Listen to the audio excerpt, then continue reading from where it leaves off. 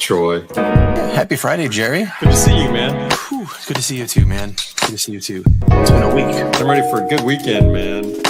I'm ready for a good weekend too. I'm gonna get really fucked up. I got to hit that thing. A pretty special piece, man. Got some vapes to beat up. Vapor streaming, just what you needed. Glad that you're here.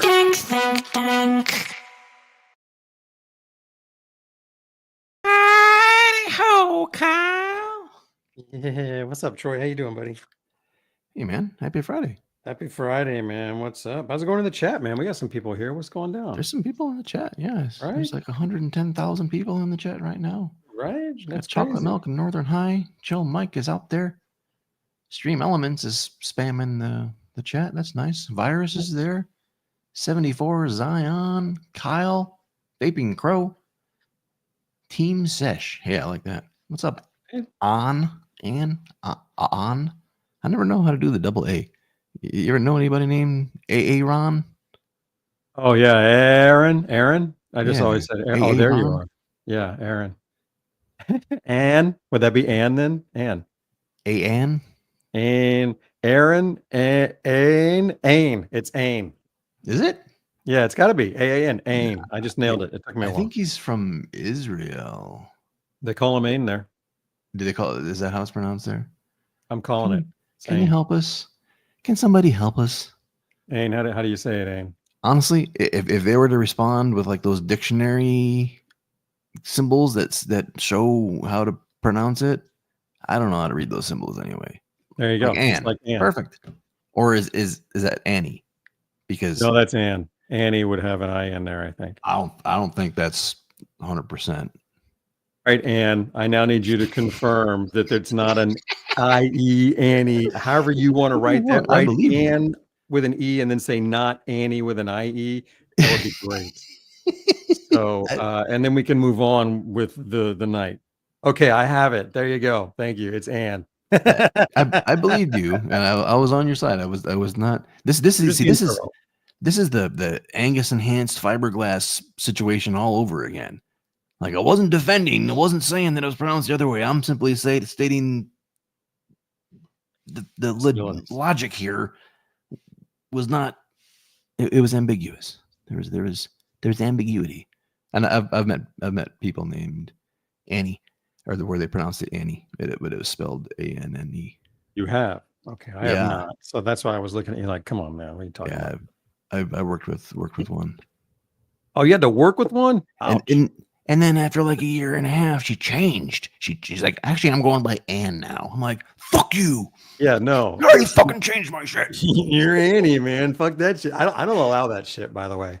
I had a guy once whose name was Jeff. And I had just met him. Jeff. Yeah. And the second night I was hanging out with him, I wasn't sure of his name. I don't know how this happened. I'm sure I was high, but I ended up calling him Larry. And then the next night I ended up calling him Justin. And both nights, they all just let me do it all night. Like it was going.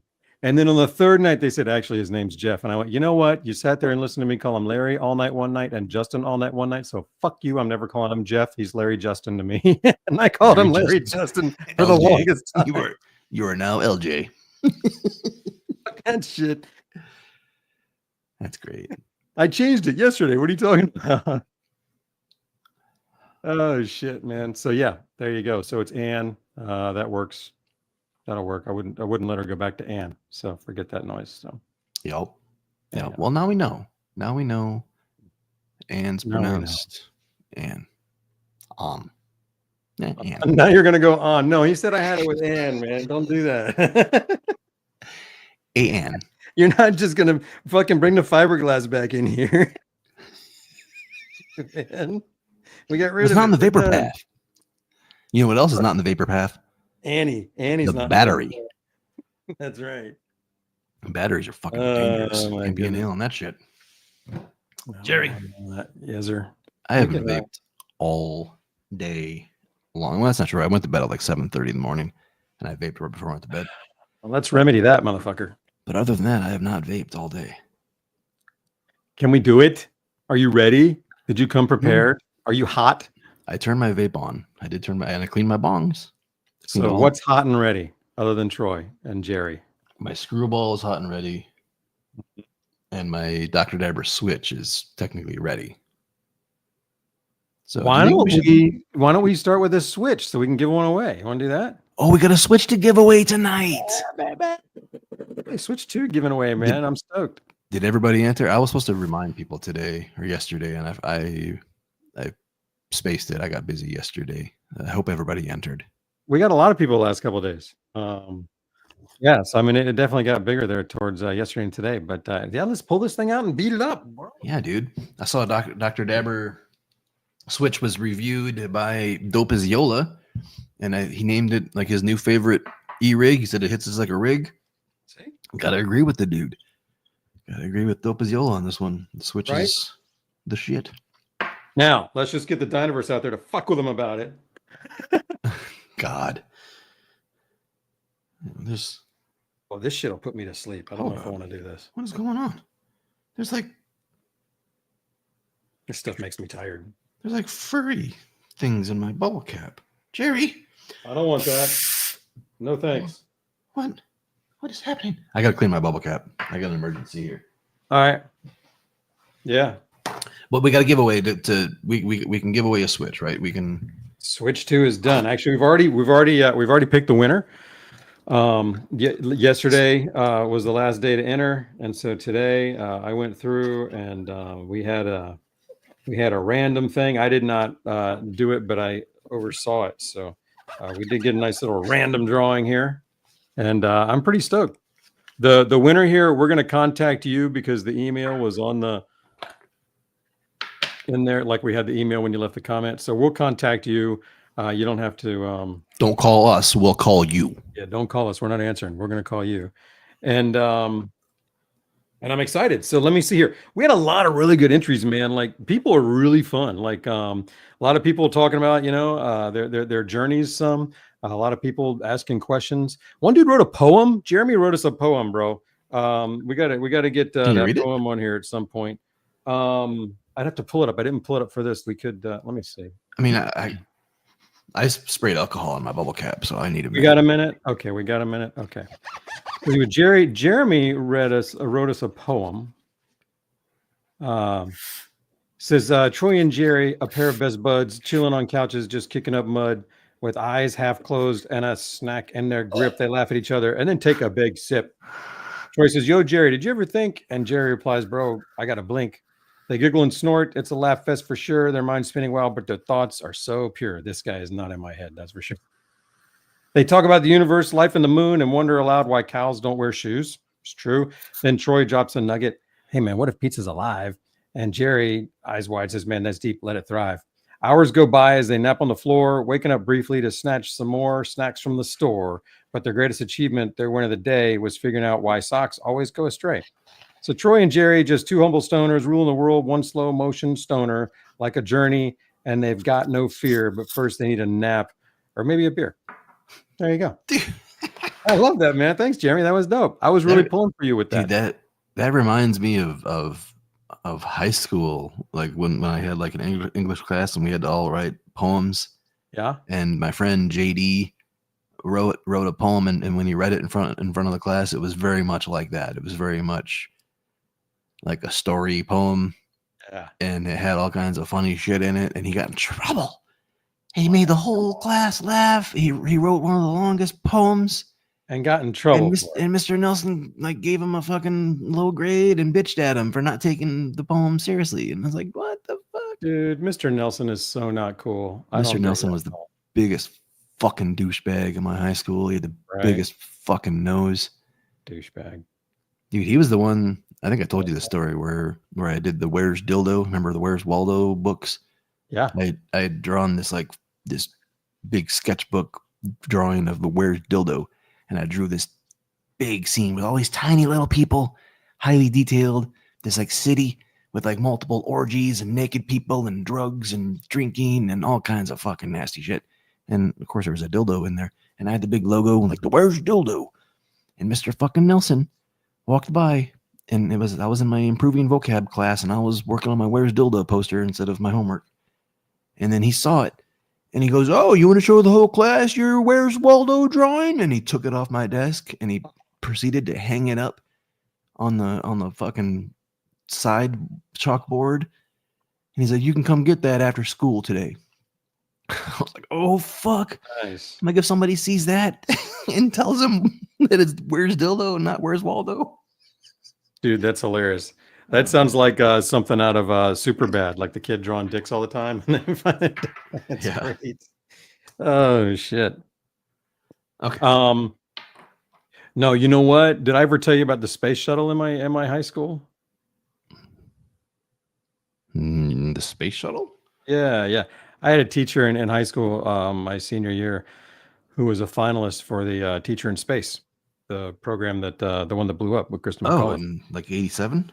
Yeah, so no, this was 86, I think. And he was one of the 5 finalists. We were all pulling for him. Anyhow, after all that went down, or maybe before, but during, me and some of my buddies late at night, we were getting hammered, and this Burger King had a playground with one of those, those horsey things that kind of bounce back and forth. You know what I'm talking about, like this? I've been hurt by one of those before, yeah. Well, they had a 2-seater, and it was a space shuttle. It was awesome. So we proceeded to grab that thing, and we went out there late one night and lifted it, and then dropped it on his porch at 2 a.m. and knocked on his door and hauled ass. And we were like stoked to give him a gift. And the next day, Monday, we showed up at school, and this thing was huge, bro. It was like a good 6 feet, and it had big metal handles. It was heavy, and he brought it into class and had it up on top of one of the cabinets, and he had stenciled a hall pass on it. And for the rest of the year, every time I want to take a piss, he made me schlep that damn thing all the way down to the boys' room with me. It was crazy, man. What the fuck? And I did it because I was like, "Fuck you, I gotta pee." I want to take it then, man. That'll disrupt class. Right. Anyhow, we're getting distracted. We're trying to give away a Switch 2. I know. So anyhow, our guy who won here, we had a random drawing, and this is dope because this guy is running some hard times, man. Had his shit burned down and is rebuilding, and but got a great attitude. Keep moving forward. This is John C. So John C, congratulations, man.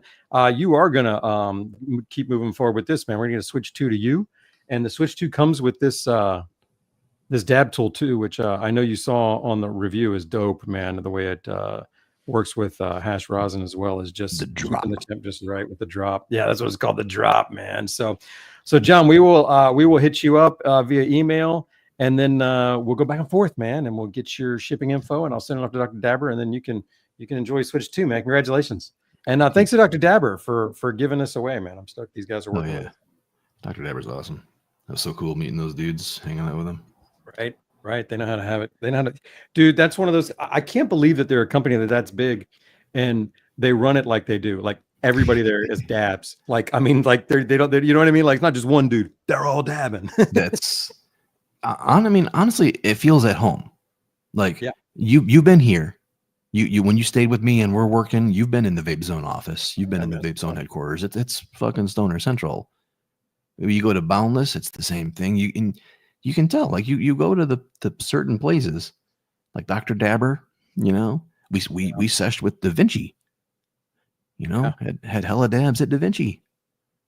You go to other vape companies and it's all straight edge. You go to China and they've never even used cannabis. You're like, what's it like? What? You don't want to do it there. Forget that shit. I'm hitting the button, Jerry. I'm ready Yeah, to dab. let's do it. I'm going. I just hit mine.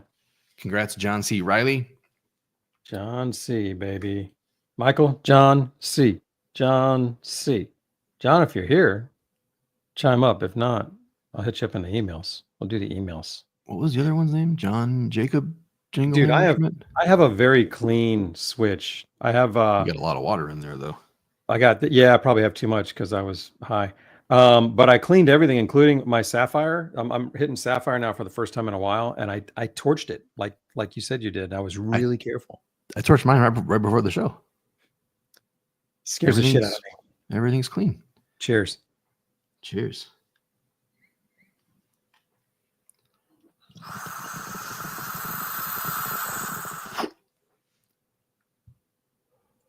Ooh, the blue gummy shark. Oh, shit, fuck.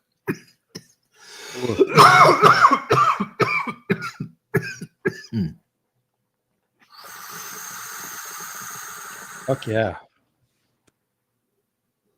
Oi, oi, oi, oi, oi. Oh. Oh, man. Ooh.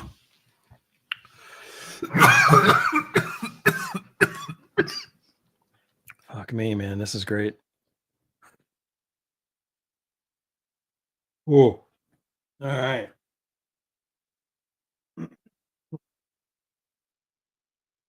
Troy, man, I finished my shelf revamp here, man. I've Wait, got Jerry, yeah.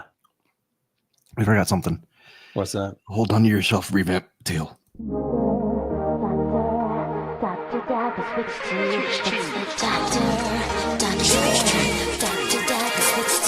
Yo, hold up just a minute. Troy hit a dad so hard he turned British. It's a soda stream machine for dabs, induction e-rig with a fancy amp. And my favorite mode is the slurping mode, and I slurp so hard I think I summoned the ghost. Oh no, what on earth do we do? Come and slurp on this Dr. Dabber switch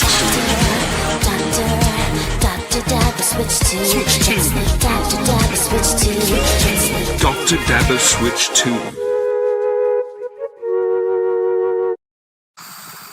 I'm glad you remember that. I love that fucking thing, man. Well, Damn, sweet. last week we were supposed to unveil a new jingle, and we forgot. Ooh, we'll do that in a little bit then. Yep. Probably when we hit that motherfucker. Hit that motherfucker. Oh, goodness gracious, man. That dab put me in there. Okay, so I was going to tell you I finished my shelves, and I'm not going to go in there because that's the next phase. But like, things are painted, the shelves are done and set up. I've put shit out there. I might move some around, but like, I've got mirrors surfaces on the bottom on all of them, so all the shelves are mirrored everywhere, so I can get really pimp ass pictures. And I've got it all in themes in different places. So what I haven't done yet is set up my cameras. I've got to go find them in the long wires. But when I do, I'll give you some cool shots from back there. It'll be fun, man. So that's what I've been busy with, man. Yeah, thanks, Cumulaturp. It's very organized right now. And it was very unorganized before. I make no promises to what this is going to look like. This is what I call my drop zone. And this is where I'm going to do most of my work. Like, there's some shit on there that I'm testing right now. There's stuff that I use all the time. Like that's where I put all my herbs. That's where I'm going to put all my cleaning shit for the dabs, So you'll see me regularly reach back here and shit because that's where my torches are. It's where my oxygen and my gas is. So my cans of gas, butane. It's awesome. I'm stoked about it. It looks great.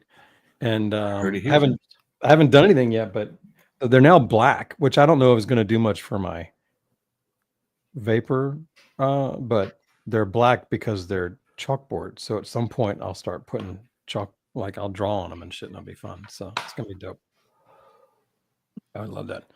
Yeah, micronome. It'd be dope to have a little gnome up there, man. We can get you up there. Ooh. Well, shit. Best thing I did so far was that Christmas thing that I did with the train and all that. That was so fun.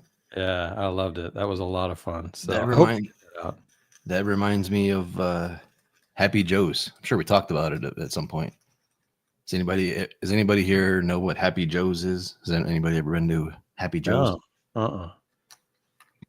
I'm gonna leave the chat. We gotta find See out if anybody answers. I know Happy that Joe's. This guy knows his shit. I've only had these things for a couple of days, and there's dust everywhere. So yeah, yep. I've had glass shelves before. Yep.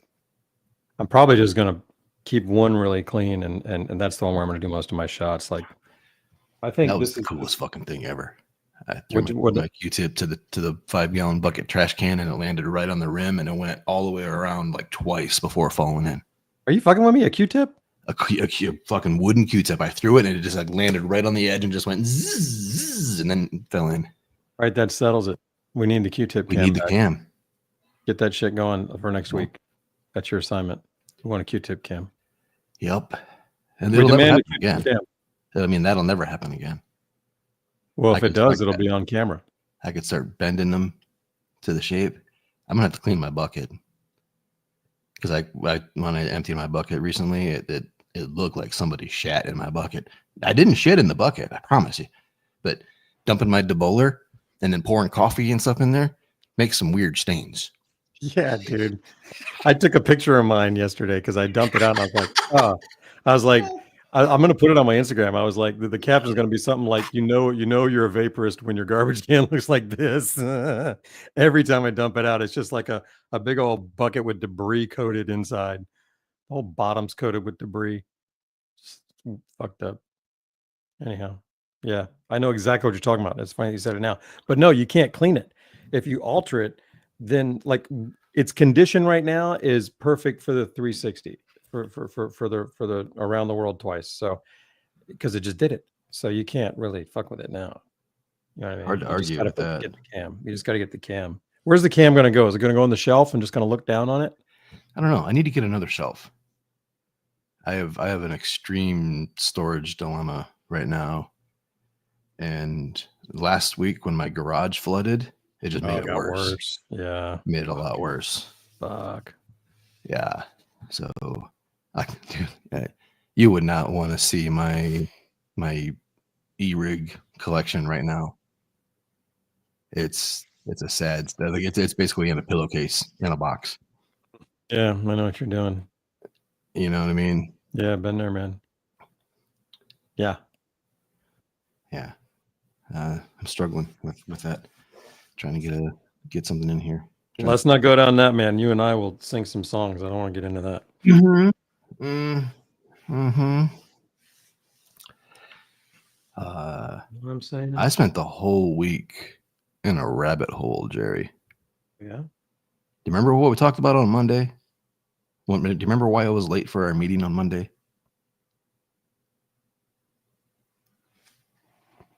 That wasn't the water flood, was it? No. I barely remember meeting Monday. We met on Monday?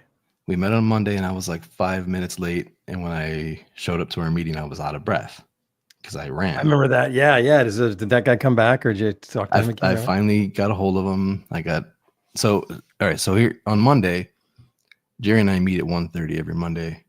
I went out for a walk at noon. I only go for like a 20 or 30 minute walk. I don't go far. So I knew it wasn't going to be a problem. I go for a walk. I get a little ways away from my house. And there's like this area of our neighborhood with no houses. There's like on my street, there's like a couple spots where there's no houses. And I've noticed that people park there, eat their lunch, and then they throw their fucking fast food trash on the street. They just throw it out their window. So I'm walking and I see this fucking car sitting in that area where people litter. And this guy's like, looks like he's cleaning his car or something. So I'm watching him. I'm like fucking ready to bust his ass. And then I see him, he pulls out like an RC car and a skateboard. And I'm like, whoa, what the fuck? The fuck is this dude doing? And I kind of slow down a little bit and watch him. And I'm thinking like, maybe he's not littering. Maybe he's going to play with his RC car. And that sounds hella fun. I'm high as shit. I want to watch, you know? So I like lean against the pole and just like give him the eye across the street. And he kind of stops doing his shit because I'm there. And I see him looking at me. I'm like, hey man, is it cool if I watch you play with your truck? Are you going to play with your RC car? And he's like, I'm actually shooting a video, dude. And I was like, oh, fuck. I'm like, well, he doesn't want me to be in his video. He's waiting for me to pass by. So I was like, well, where are you shooting from? Like, I'll stay out of your video. I just want to chill and watch. And he had this confused look. And he's like, I don't really know. And I'm like, what the fuck? So I crossed the street to talk to this kid. I'm like, what's going on, man? And he goes, my girlfriend goes to school like down the street, and he's like, I got like 4 hours to kill, and I thought I would just drive up here and shoot a YouTube video. I'm trying to start a YouTube channel, and I want to make a video, and I got this $20 RC car and a $400 RC car, so I'm making this video, this $20 RC car versus $400 RC car. And I was awesome. like, I'm like, bro, I'm like, what a fucking coinky dink. I'm like, I've been known to dabble in YouTube myself, and yeah, dude. And he's like, would you help me? And I'm like, does the Pope shit in the woods? I'm like, let's go. So we started talking, and I told him like who I am and what I've done and what I'm doing today. And he thought that was badass. And he doesn't smoke weed, otherwise it would have immediately vaped him out and shot the shit. But yeah, I helped him shoot his video. I was out in the fucking street with his camera, laying on the pavement. Cars are driving by and shit, and we're shooting all kinds of fun RC video shots.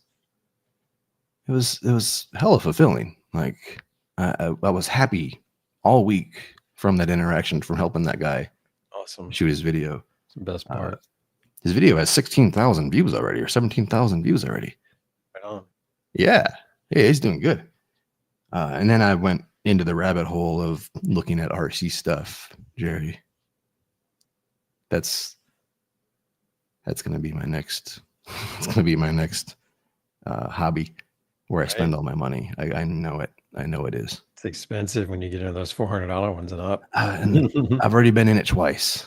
Oh, right on. I got into it as a kid, like a young adult. You know, I had like a JRX2 and a Team Low C RC10, and then I sold that off and got a gas RC system, a nitro system, when I was like, Yeah.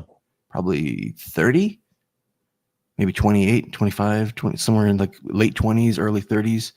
I committed to like the nitro, and quickly learned that gas engine stuff is not for me. Like, it's way too much work. I can't handle the tuning of the engines. So fuck that. Got rid of all that and traded for a guitar. But now that the battery systems have come a long way, I'm willing to get back into it with a battery operated one. This kid let me drive his truck for a few minutes. It was fun and thrilling. And $400 one. Yeah. So you said you heard back from him, or you talked to him since? Yeah. Do you want to see? Can we watch the video? How long is it? It's short. It's a YouTube short. So. Oh, it's a short. Yeah, I want to know what the answer is, man. Let me find it real quick. But so you guys did contact. That's awesome. What? So you were going to say that he got back to you or something like that? Yeah. He texted me when I was with him. Here we go. You ready? Yeah. $80 RC car versus $400 RC car. Let's start with the rock kicking test. Oh shit. Now, let's do an off-roading test. It got stuck again. Oh yeah, motherfucker. Let's try a jump test. Can the cheaper beat it? Now the moment you've all been waiting for. The race. 3, 2, 1, go! So, leave a comment below. Which one would you rather have? $20 RC car versus $400. Bro, that is a fantastic video, man. I'd watch it over and over again. That was great. Yeah, he's pretty funny. He's a funny kid. That's great, man. Oh, I fucking love it. But yeah, I I'm can't gonna believe he buy did that truck, man, for sure. And I'm Yeah, gonna help him get set up. So like he wasn't his questions were like, how do you make money doing videos? And I'm like, you don't. Like, this is not a career of fucking lucrative business. This is like a career of passion. This is one of those careers where it doesn't feel like work, but you can get paid doing it. You don't make a bunch of money, but it doesn't feel like work. And that's the richness. That's how I'm fucking rich as fuck, because I don't work. This is my job, and it doesn't feel like a job. I don't have any money, but I feel rich as fuck. You know what I mean? That's like happiness. That's the currency. But I explained to him, like, you basically you make content and then you use affiliate links to where people can buy those RC trucks, and then when somebody buys through your link, you get 6% commission, and it adds up enough over time if you can get those views to where it pays you. It pays you, it's going to pay you more than the YouTube ads. So yeah, True. and dude, it was That's so great. fun. I'm gonna buy that fucking truck. I love it. He's already got a bunch of views and doing well. That's awesome. Yeah, Good video, man. yeah, dude. Way Cool to go, kid. Troy. Way to go, Troy. The time for another dab, Yeah, let's dab into the news. How's that sound, man? dude. We just had a dab. I'm already high as balls, big boy. So you don't want to dab like you said? You sounded like you want to dab. Well, I mean, Were What- you what asking is me it? if we had to dab? Like, is that a rule, or is that I'm, like I'm you're like? seeing it in the chat. yeah, people are talking with the GoPro. I'm gonna do the FPV stuff for sure, like with the goggles, so I can sit at home and drive my RC car around the neighborhood. That's great. Some of those things do like 70 mile an hour, Jerry. That fucking whacked. Can you imagine taking one of those to the ankle? Whew. Oh, wow! I hadn't thought about that. That's a serious. Yeah, you break that thing, man. At the ankle, that is. Yeah, I don't think the truck is gonna break from the ankle. It might though. Good. What do you think in the chat? Flowers or dabs? I have not flowered all day, or at least since 7 a.m. So we're doing something here. Is that what you're saying before we news? Oh, I don't know, but I feel like I need to vape. But if you want to do this, if you want to be professional, we can be professional and roll into the news. Oh, you're reading way too much into that. I was just trying to clarify what you're doing. Because if now if we decided we're going to vape and we're picking, then I'm ready to start picking. Like let's pick. That sounds great. I could go either way, really. But since we dabbed before, I'd probably flower now. But I don't know. What were you thinking? Were you thinking dab? Flabs. I love it. I need to get ready for that. I need to bring that. Yeah, Dude, I might have that next time. Let's see. I'm down for another dab. That dab was pretty good. I might go a little Okay. smaller since I had to do a double heat on that one. Yeah. I'm gonna get the Oh. different one. I'll get a different We got is Bing in the chat? Is Bing here tonight? If not, I'm gonna talk shit about him. Bang, he's Bing in the chat. Bang Raz, what you got there? Is that cannabinoids? No, it's not. It's just a energized sparkling juice beverage. Here's the reason I bought it is because first of all, it was only like 30 calories. It's caffeinated. It's made with juice, and it was like $1.48. Also, it says Bing. Oh, Bing is here. Okay, all right. I won't talk shit about Bing. So it's just juice or just a carbonated juice drink. Yeah, 100 milligrams, 100 milligrams of caffeine, which is quite a bit, isn't it? Yeah, it's like a cup of coffee is between 1 and 200 milligrams. Okay, so 100 milligram caffeine, 100 milligram of ginseng, Okay. 100% DV vitamin C. What does that mean? 100% daily. Yeah, all your daily value on that chart for 2,000 calorie diet. Here's how much vitamin C you need. 5 B vitamins, 100% DV. No gluten, no dairy, no artificial flavors. Mental focus and clarity, immune support. Man, they're claiming some shit. Made with caffeine, B vitamins, ginseng, real juice. Huh. How do you like it? Bro, this grocery store that I told you about last week, they were talking about last week, is my new favorite thing in the world. I legit feel kind of weird again in my life for being excited about a grocery store.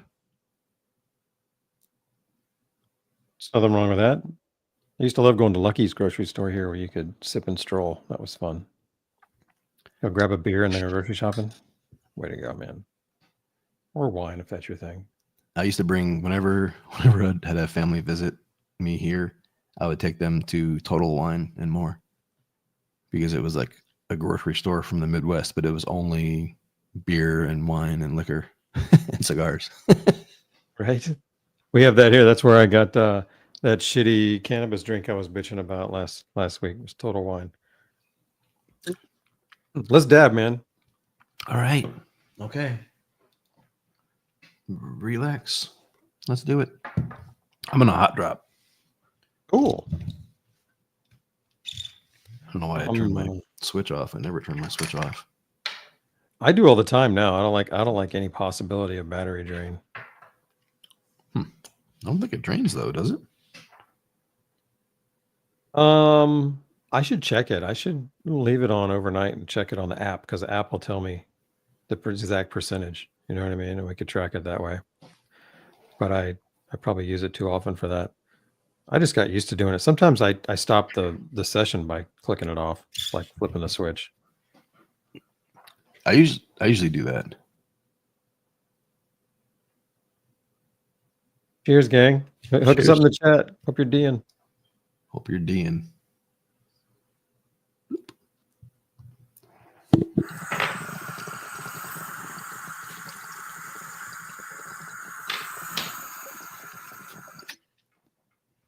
Ooh. Oh, so much better. It is nice doing the hot drop. Did you hot drop as well? No, I just got my good rosin. Well, not my good rosin, my rosin. Your Iron Bay? Well, that's the good stuff. This is my other stuff, which is good. Better than everything else I have, except the iron.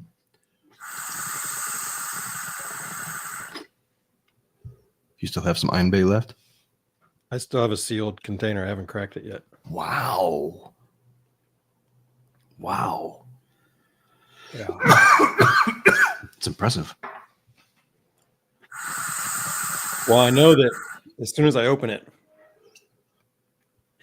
probably going to go through it because I don't want to let it sit and get worse. I want to really enjoy it while I've got it time. And it's still sealed right now, so I don't know what I'm getting. If it's going to be taffy because it never got opened in the desert, It's cured. It's going to be cured. So it'll be like dried out, like the other one, powdery, chalky.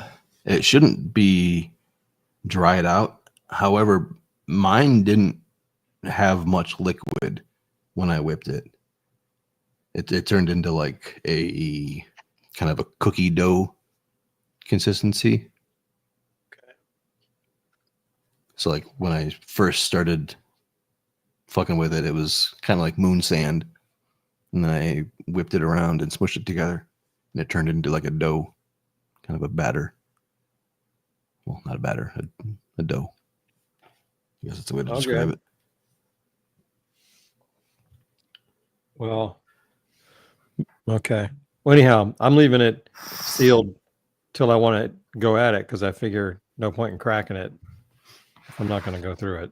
So, is it in the freezer or the fridge? It's in my little mini fridge. Should I put it in the fridge? Freezer if you're not going to use it. Yeah. Okay, good idea. I'll do that. I'll freeze that shit.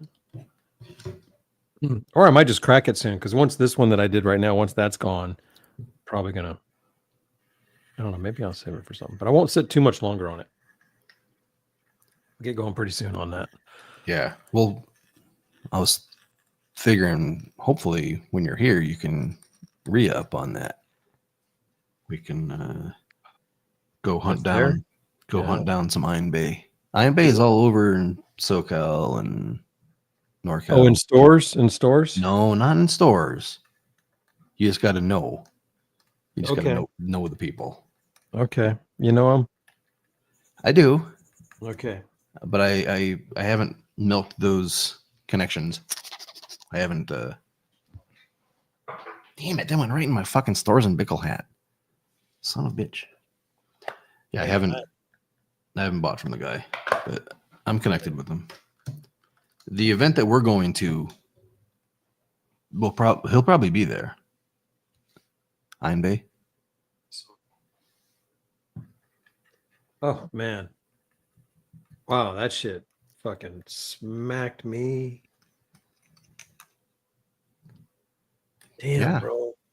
That was almost perfect. Are you okay? Are you earlier before the show? You said you were gonna fucking fully handle the news. Like, I got this. I read all the stories. It's all you now. I ain't doing shit. Let's see the email. It's got all the links. Oh my god. Well, you ready to do the news now, man? Now you ready to do the news? Now that I'm No, all I'm not over done here, you want to cleaning. do the news? I'm not done cleaning. Oh, I'm trying man. to. I'm challenging myself with the Switch right now. I'm working on my Switch review, Okay. and I'm challenging myself to maintain it, have a bunch of dabs, and then pull that sapphire cup out and have the sapphire cup be clean. Right. Like, I'm challenging myself to not have to torch the sapphire cup every 2 weeks or so. Mine's always on the outside of it too. Is that where yours That's is? fucking where mine is too. Yeah. Which shouldn't be an issue to the dab. It just bothers me. You know what I mean? Well, yeah. I think it does affect flavor somehow. I mean, because if It feels oil's very getting off. there, it's technically it's in the vapor path in a sense where if it's cooking, that cooked off shit is gonna go in my vapor. You know what I mean? Yeah. So yeah. But I mean, all Damn. of the e-rigs have been like that. The Puffcos, all of that. At least with this one, I can take out the cup and clean it. Yeah. Fuck my butthole. Ah, My wife is gonna kill me. She's gonna come in here and there's gonna be Q-tips all over the floor. I love it, man. But you're still no cam. A lot of action, and I want to see it all. Well, I'll have it set up. I have the technology.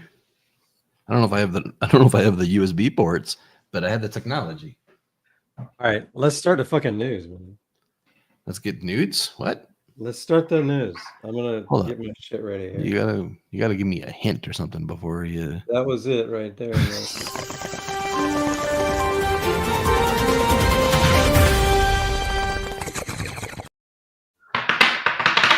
It's awesome. It's like we practiced a million times and never had one lesson, folks.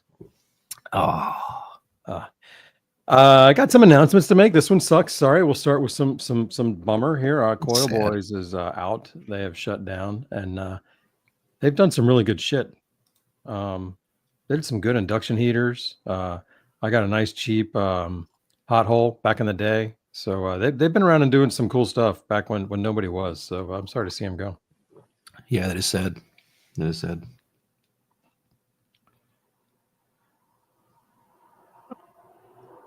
So I never had any of his stuff.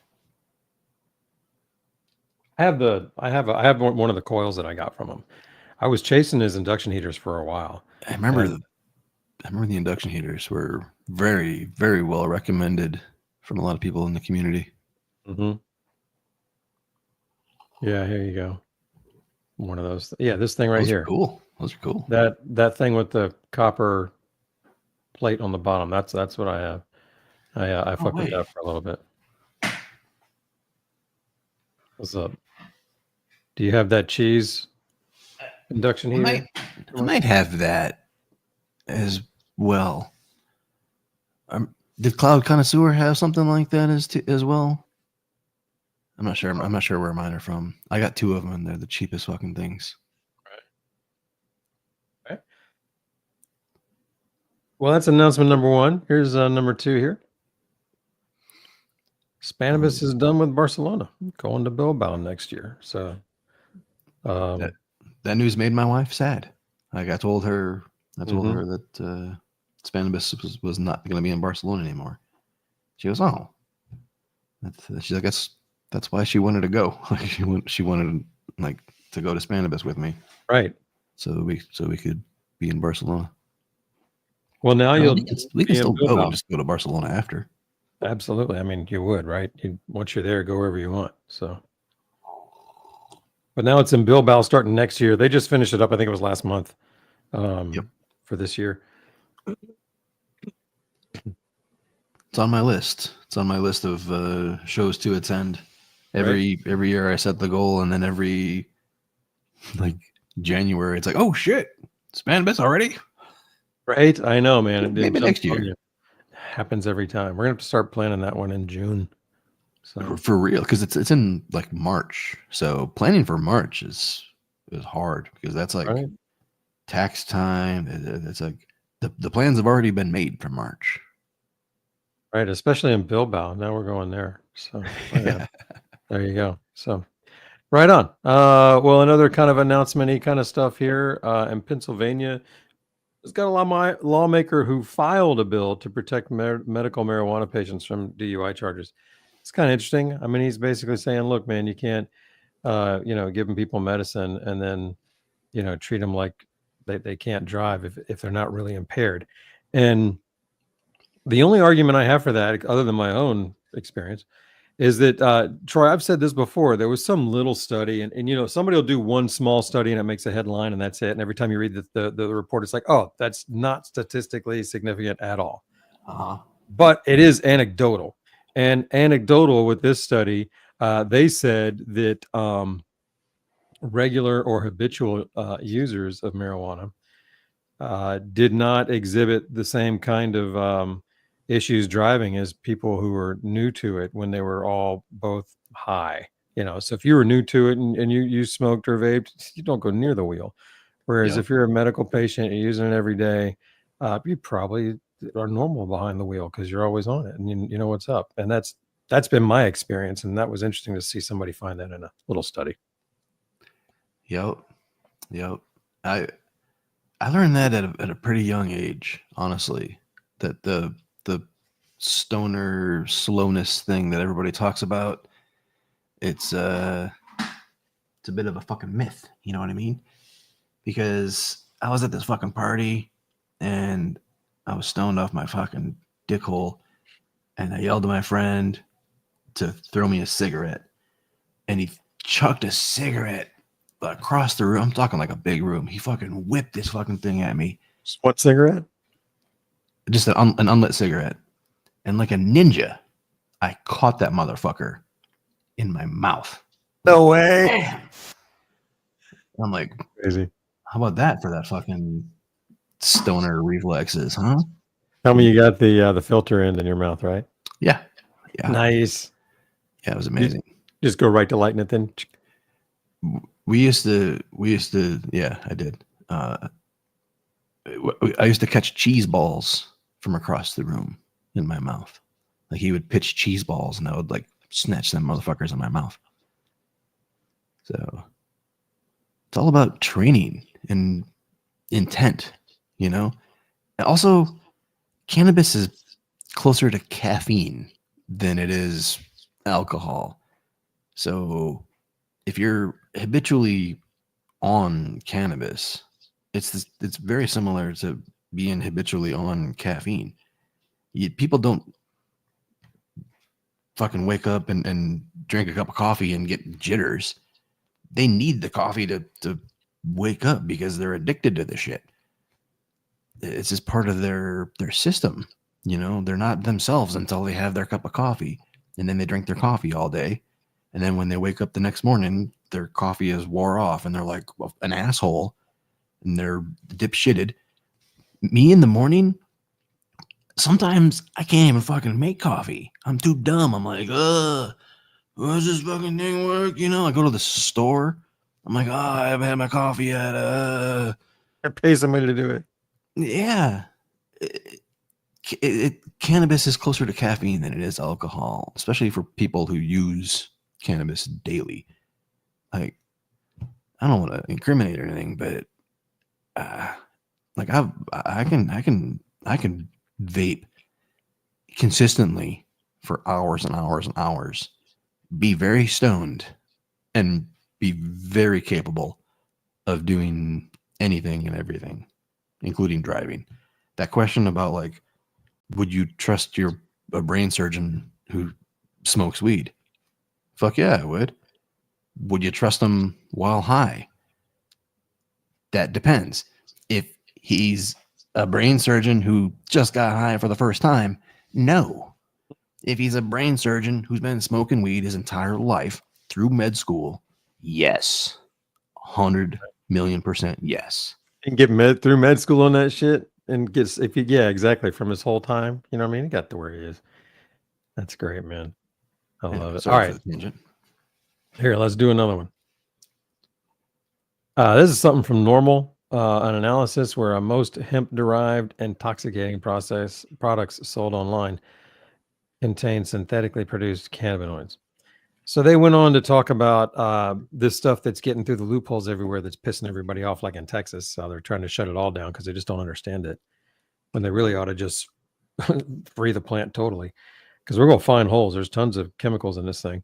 But they're basically saying that the stuff you can buy online that's getting through the loophole with all that Delta 8 and Delta 9 is synthetically produced. It's not coming from the hemp. And so synthetically produced, I assume that means they're taking some other thing they've got too much of, like CBD, and doing some kind of process to it, and it comes out something else on the other side, or I don't know what they're using, but that's the kind of stuff they're usually fucking with. Like it's usually an acid wash or something. So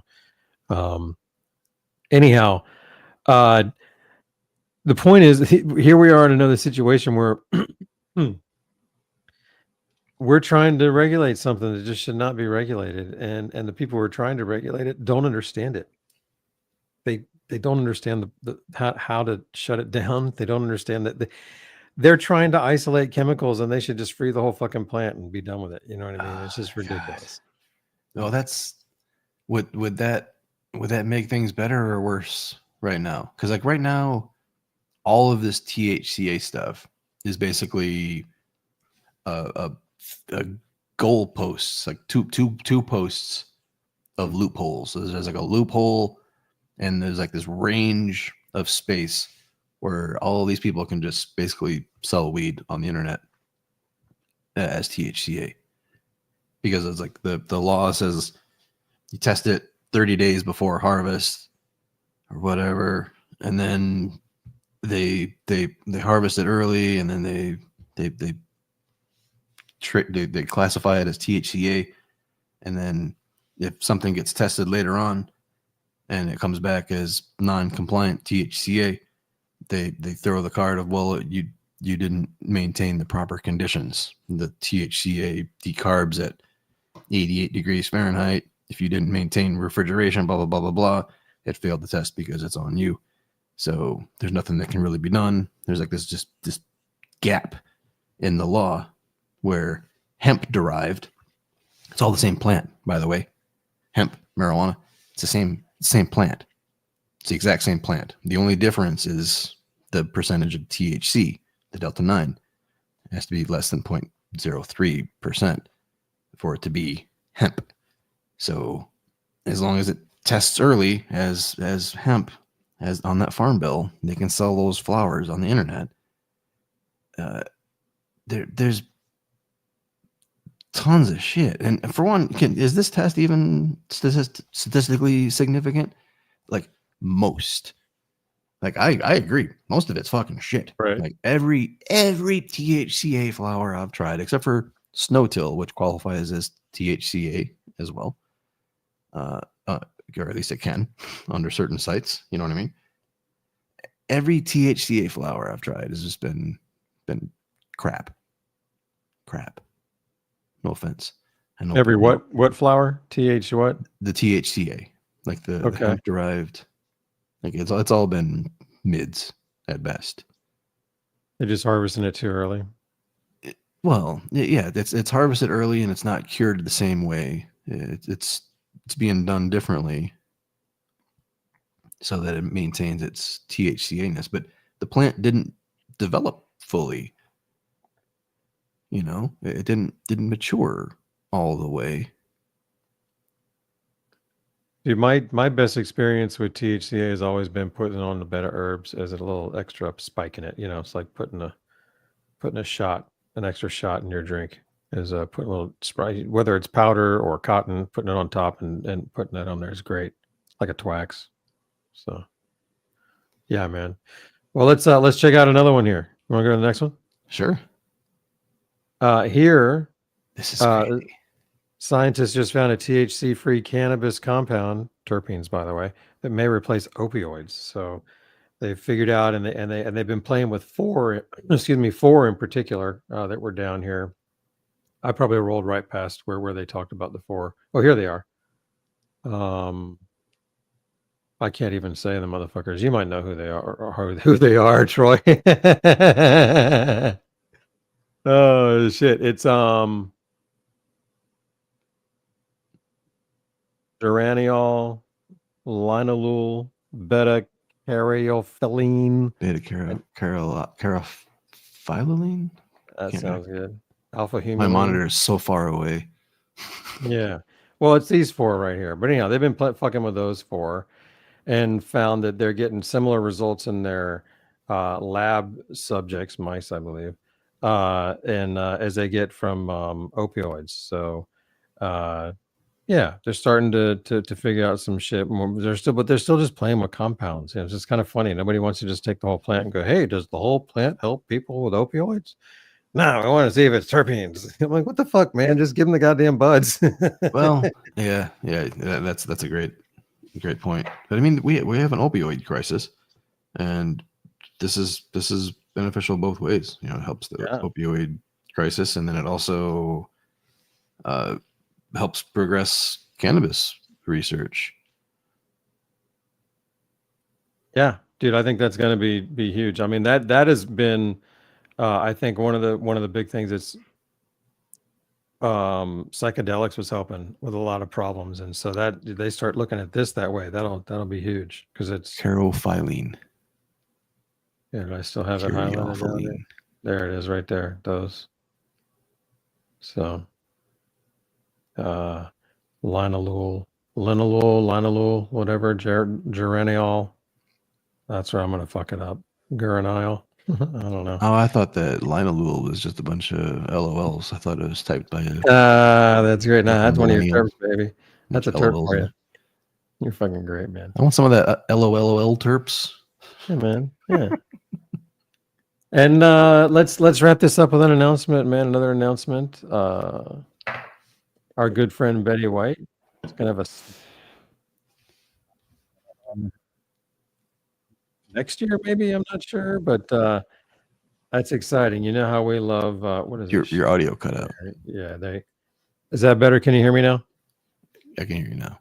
Okay, sorry. Yeah, you guys have probably heard the ad, but yeah, man, they're gonna put Betty White on a stamp, and that's dope. I can't wait to see it. You know, we love Betty White here. Everybody here loves Betty, so yeah, yeah, man. She passed a few years ago, just a few weeks before she was 100. So she lived a long one, and this talks a bit about her. Good little article, and real short, to the point. But she's great, man. We love her, man.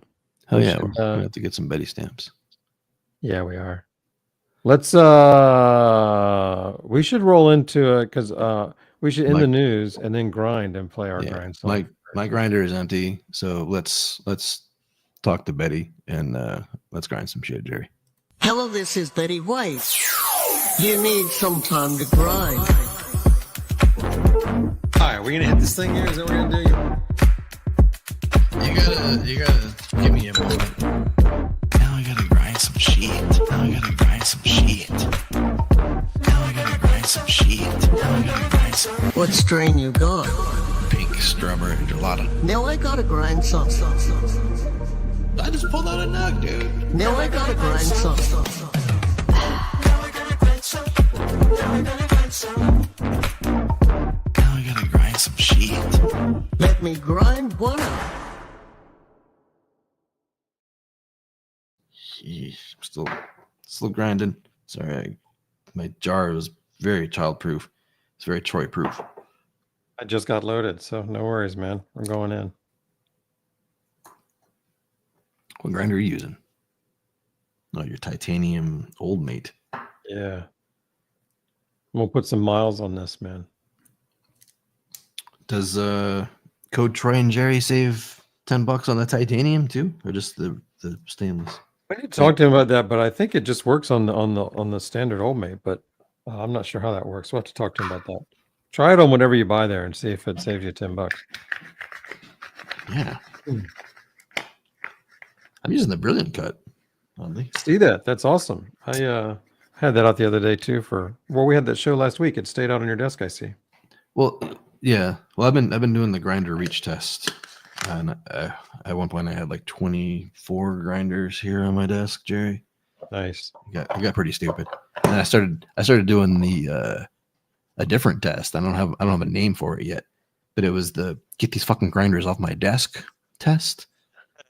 Like which ones do I want to stop testing? Which ones do I want to like remove? Like which ones am I dreading using compared to the rest? And then I cut a pile. Like I drew a pile. I'm like, I don't want to use these grinders anymore for this test. Just these. Love that. And That's great. These are the best grinders. I love that. I want to have a bowl because I haven't vaped flower since 7 a.m. It's been 12 hours. That's wrong. Let's get into it.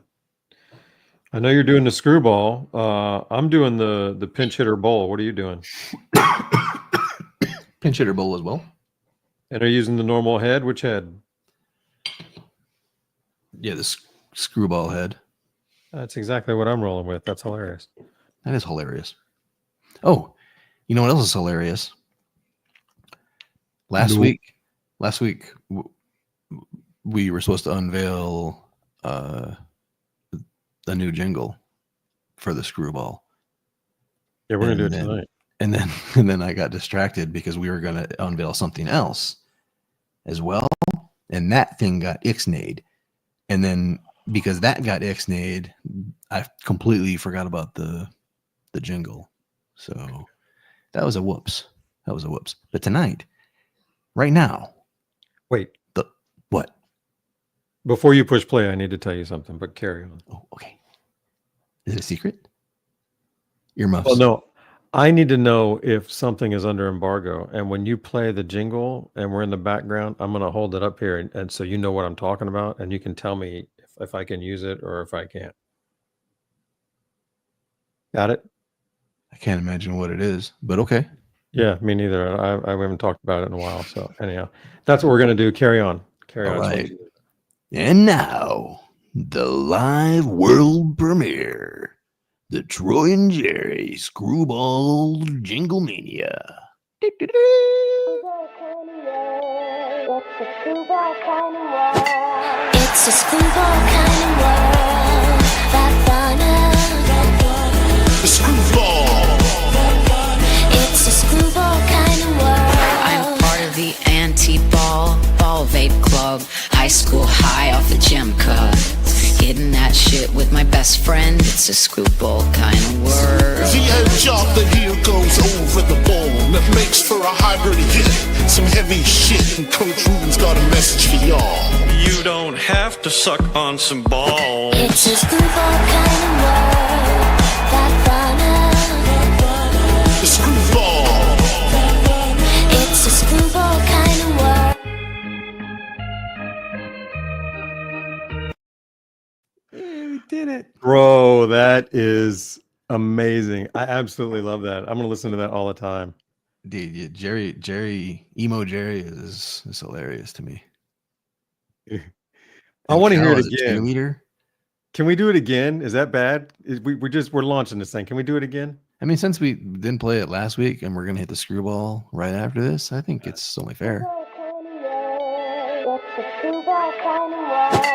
It's a screwball kind of world. The screwball. It's a screwball kind of world. I'm part of the anti-ball vape club. High school high off the gym cut. Hitting that shit with my best friend. It's a screwball kind of world. The edge of the heel goes over the bone. That makes for a hybrid hit. Some heavy shit, and Coach Ruben's got a message for y'all. You don't have to suck on some balls. It's a screwball kind of world.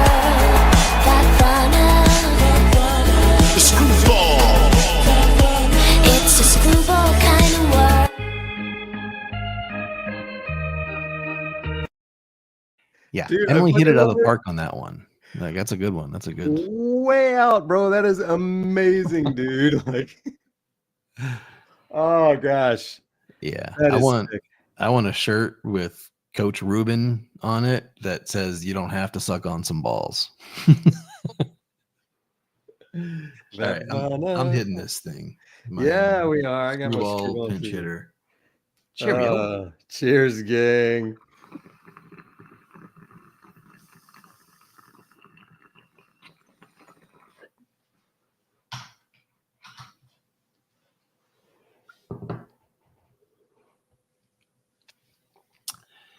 Goddamn. Goddamn.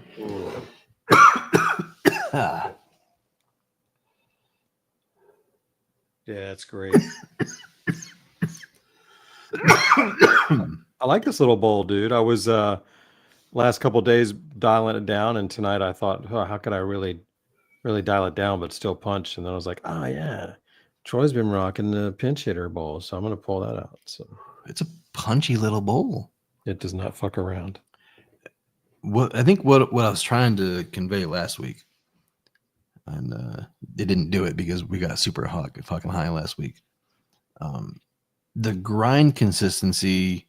You remember how in previous big convection vapes like the SSV 43, like there's a point where like when you're hitting it, you feel the restriction increase as the weed compresses in the bowl, and there's like a sweet spot where like vapor production is just like maximized from that compression. You know what I'm talking about? Yeah, yeah. And with the pinch hitter is narrow enough to make that effect like hyper pronounced. You know, like you inhale to the point where like the weed compresses a little and it hits that sweet spot where like vapor production is just maximized. And the grind consistency plays a massive role in that. And that's, and I didn't convey the information last week because I didn't fully understand it. But another week of forcing myself to use coarse grinds made me fully understand. When I use like the Phoenician or the Stash or anything that's like a coarse grind, not so much the Brilliant coarse, Right. a little bit on the Brilliant course, but not quite as much. But like the Stash and the Phoenician Extreme, that compression effect doesn't happen. It just doesn't fucking happen. Like even if I pack the bowl, I can't get that sweet spot where the vapor production is like pegged, where it's like just the needle is bent. You know what I mean? Yeah. And that's what I was trying to get you to experience last week. That's why when you were weighing your bowl and trying to make the same weight, I was like, no. I'm like, I want you to pack the bowl just normally both ways. That way you can feel like the fine does that compression thing and the coarse does not. Well, you're packing it in, so you're already creating the compression. Because I mean, if you're doing it the way I saw you when I was out there, remember when I saw you do it, I was like, bro, why are you using a micro bowl and packing that much in it, and not just using a normal bowl? And you were talking about this compression part, but you're already. It's almost like you've got it like right in the sweet spot already, and it just has to heat up and start going. You know what I mean? No. It still goes in with the heat in the air. Once it loses some mass, it keeps on trucking a little or melts a little. Maybe it melts into some. Yeah. Like the heat in the air, shrink it and compress it more. Yeah. That's I want to do really another one. The bowl. Yeah, me too. Just talking about it. I'm like, I really want to be bowl right now. There's something about this bowl, dude. Like the narrow bowl.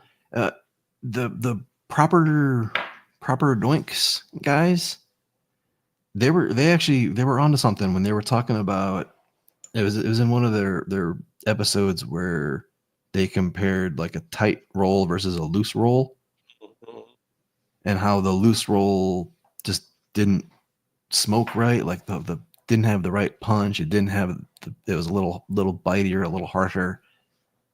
And the same thing happens with vaporizer.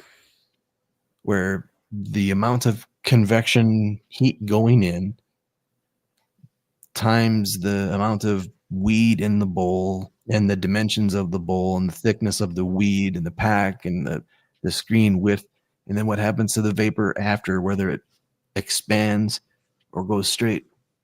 All of those things have like subtle differences that when multiplied together can make extreme versions, and tuning all of them is a thing. Like Yeah. it's I mean, yes, it's very much subjective, but when we find these tunes, when these vapes and rigs hit the right tune, it's hard to deny that there's a fucking performance difference. It goes beyond subjectivity. Yeah, that's for sure. I've got mine packed just right, I think. I'm excited about this one. Yeah, there's something about like yeah, I have to think more about that. Like That's why I want to serve my setup instead of recommending it, because I've seen it firsthand already. Like I loan out a vape to somebody and they come back, like the DaVinci IQ. I loaned out the DaVinci IQ to somebody and they liked it, and they come back 6 months later and they show me how they're using it, and they're just like loose packing it and vaping it, and the vapor's all harsh and shitty. I'm like, hey, watch this. Put more in there, and you pack it in there and poke a little hole. And then like, here, now try it. And they're like, oh my God, it's so much better. Like, you use it for 6 months. You didn't experiment and figure it out. That's what I do. That's what I like doing.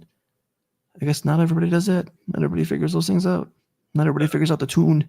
These vapes have tunes.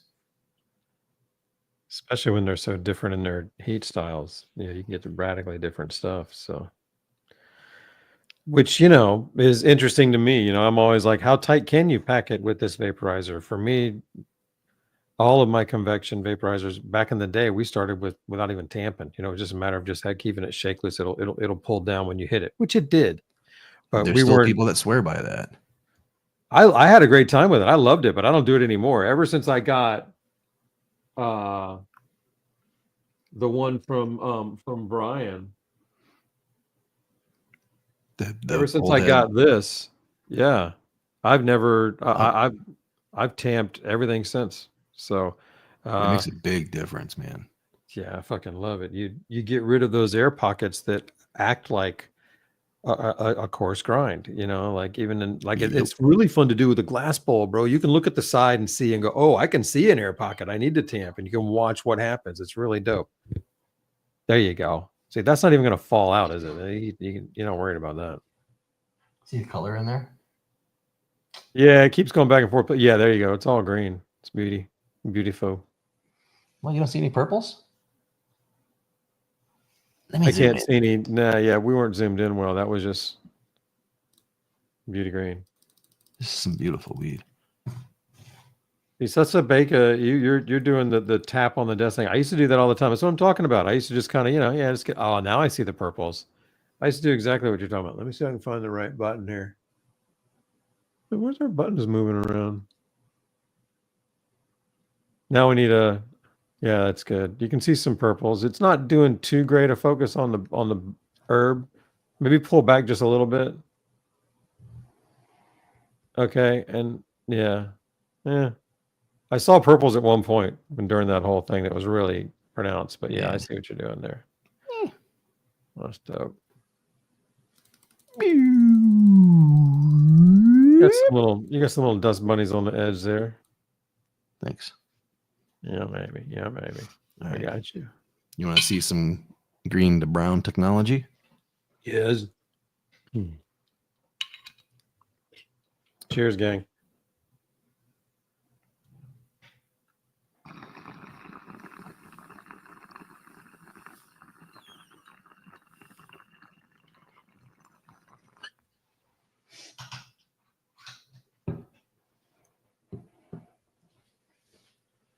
Wow. really like this strain. I was gonna Good. try to Really save a nug for you when you get here, but it ain't gonna happen. good. No, I wouldn't expect that.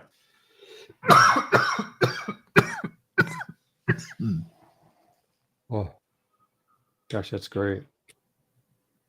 I'm doing some carbon fiber here, man. See, here's how mine turns out. I'm going lower. I'm set to 435 on my PID with this right now. So I'm going pretty low. 435. Yeah, I'm going low on this fucker. If I could just get this to. There you go. And that's about as far as I'm going to go with it, gang. I'm not going to take it any further. So let's slide over to our topic, man. We're going forever here. Bro, it's an hour and 16 minutes into the show. No shit. We're just talking about getting into it. So We had a lot to do. the premise of tonight's show is I ranked. Hear me out here. Before we all dig into the content that I spent like 5 months of my life pouring my knowledge into. Before we dig into this ranking sheet, I spent the most time in like the top 10, 12-ish. After that, it's a bit of a crapshoot. Okay? Right on. Because it gets difficult. It gets difficult to compare vapes because it's not apples to apples. You know, like we've talked about this before. Vapes are not apples to apples. It's why I don't. Never mind. But anyway, premise of tonight's show. 6 months ago, we did like the top 6 portables, and we did like a little roundup content of the best portables currently out there. Tonight we're gonna talk about the top 20. And we're just going to talk about the ones. Let me bring them up here. Can I do this? Yeah, how do you want to do it? You want to break up your page or? Let me bring up this one right here.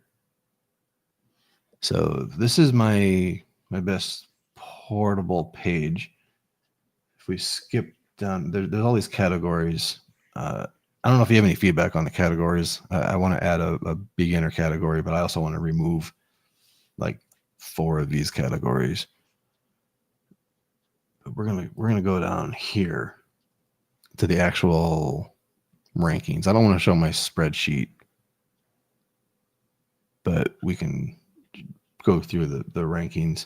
Number 1, the Venti. Would you disagree with the Venti being number 1? Well, let me tell you what I did. Because I didn't do a quantitative analysis here.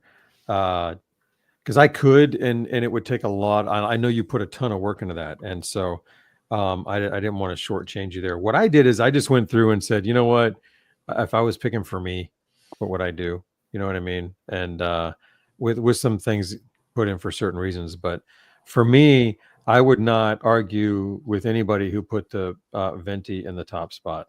I think it deserves it. I've got it at number 4. But our top 4 are the same. We just have them in different order. That's all. Okay. All right. So you got the Mighty or the Venti at number 4. You probably got the Solo 3 at number 1. I have the Bowl at number 1. I absolutely love that. That's okay. always Okay. gonna be my fave. Yeah. I got the Bowl at number 3. Right. And I could see it being the number 1. Like, I think if somebody came to my house and they were like, I want one hit from one portable and I want it to be the best motherfucking vapor you've got from a portable. Mm-hmm. And they're not going to hit any other vapes, I'd probably say I'm going to load the Bowl for you. Honestly, because that thing delivers an unrivaled push button hit of vapor. Unrivaled. Yes, the tiny mic can hit you fucking harder and twist your nuts off and tuck them into your butthole. But this fucking thing right here is push button. Like, I can give it to my grandma and she can push the button and take a big ass titty twister hit and blow a massive cloud and go, holy fuck, that was the best hit of weed vapor I have ever had in my 113-year-old life. She'd be 113 if she was alive right now. God rest her soul. Grandma would love the taffy bowl, and she wouldn't talk shit about it being a cup. She would just fill it with Cheetos and use it like a person. She was alive during the Depression. She knows how to use her shit. She would take advantage of that thing being a cup, and she'd vape her weed. She'd fill it with Cheetos, and probably a butter container on top or something. I don't know. That's great. I love it. You could. It's easy. It's consistent. It always nails it.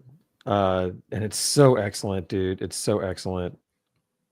The flavor, you can pick your cloud level. The top level just fucking smacks. It went from a battery life problem to a battery life leader. Oh, for sure. It's, Dude, it's crazy. I forget how many bowls I get with this thing, but it's like in the 20s. Yeah. It was so much. It was like I had to like question I thought the vape was gaslighting me when I was battery testing that thing. I'm like, does this have a solar panel or something? Is this fucking charging? Did I fucking charge this thing? Does somebody sneak in my room and charge this vape? Fucking funny, man. Seriously, that's great. the battery is impressive. And it went, yeah, you're right. It went from being its downfall, like, yeah, this is a great vape, but its battery sucks. And now it's like, yeah, this is a great vape. Its battery is insane, but it's a cup. The cup is still there. I mean, we're still dealing with a cup. So yeah. Honestly, I used it for the longest time without the cup, and I just stacked its the grinder on top of it. I don't know where the grinder is, but like this, basically, like walk around like that. Yeah. Like if I was going to go have a sesh somewhere with this thing, and it wouldn't be this grinder, it would be the Potter Plus, or just the regular Potter, the metal one, the one that grinds into the 4 little pots. I don't know if I have any charge on this. I'm gonna hit a bowl with this now, Jerry, because we're talking about it. Let's try. Huh? It's great. Oh yeah. Look, if you want to get away from the cup, you ditch the cup and you can get the stubby stem. You go to Tefe's website, and code Troy and Jerry will get you that for free as a throw-in. The discounts and sales on this are rare, so don't look or wait or hold out for that. If you're considering a $450 vape, don't worry about it. It's not going to do much less than that. But the stem is great because if you don't like the cup, you ditch the cup, and now you have this. It's still not pocketable. You know, this doesn't work in any orientation. But you can fit it in your pocket, but it's not comfortable. Yeah, I mean, if that's what you're buying a vape for, you don't get this. Could you do it in a pinch? Yeah, but you don't want to do it as a typical thing. You know, it's a great car vape. Yeah, if you have pre-packed pots, like if you have that grinder, it's easy to reload while somebody else is driving, obviously. But yeah, you put it in there, and then you hit the button, and it's ready to go. Yeah, great video game vape then, because I mean, you could just have that thing packed, and anytime you want, you get a hit right away. You know, there's no warm up time. I don't. Will it fit in a cup holder? I don't. I couldn't blinker it. It kept going. I didn't hit it long enough. Holy fuck. Holy fuck. Hits you harder than a pickup truck.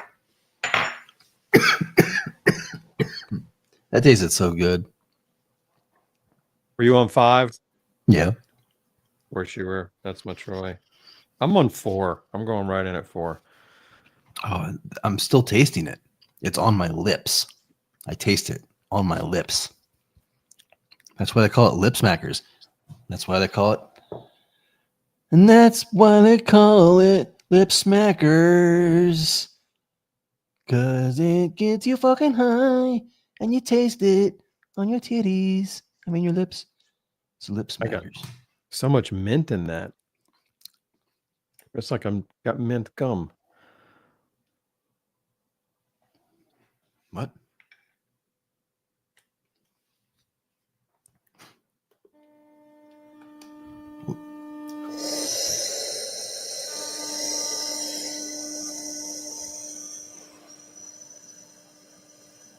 Damn.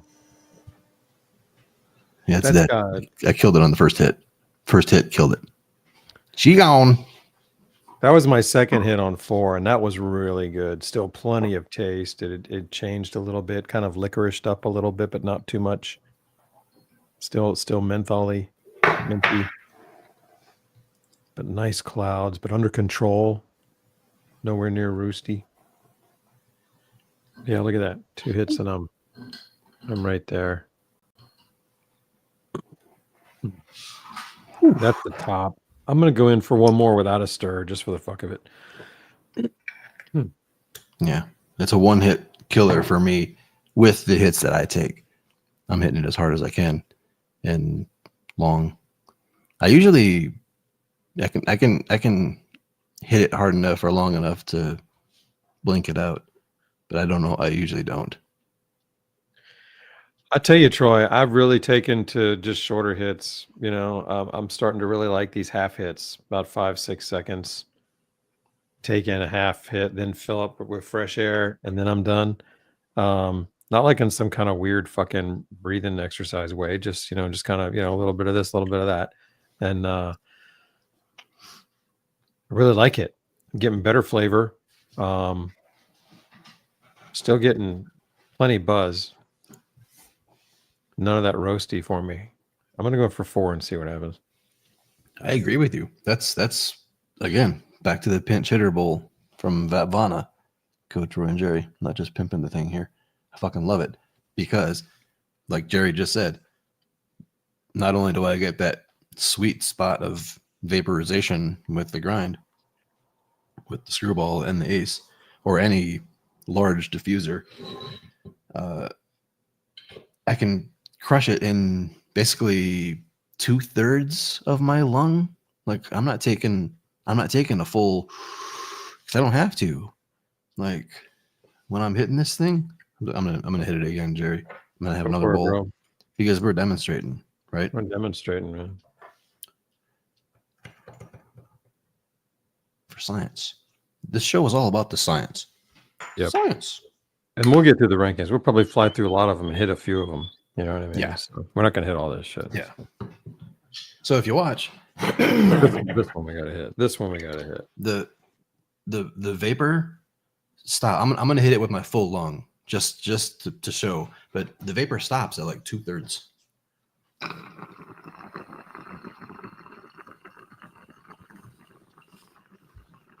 Right. You're done before it's done before you are. Right. I like that.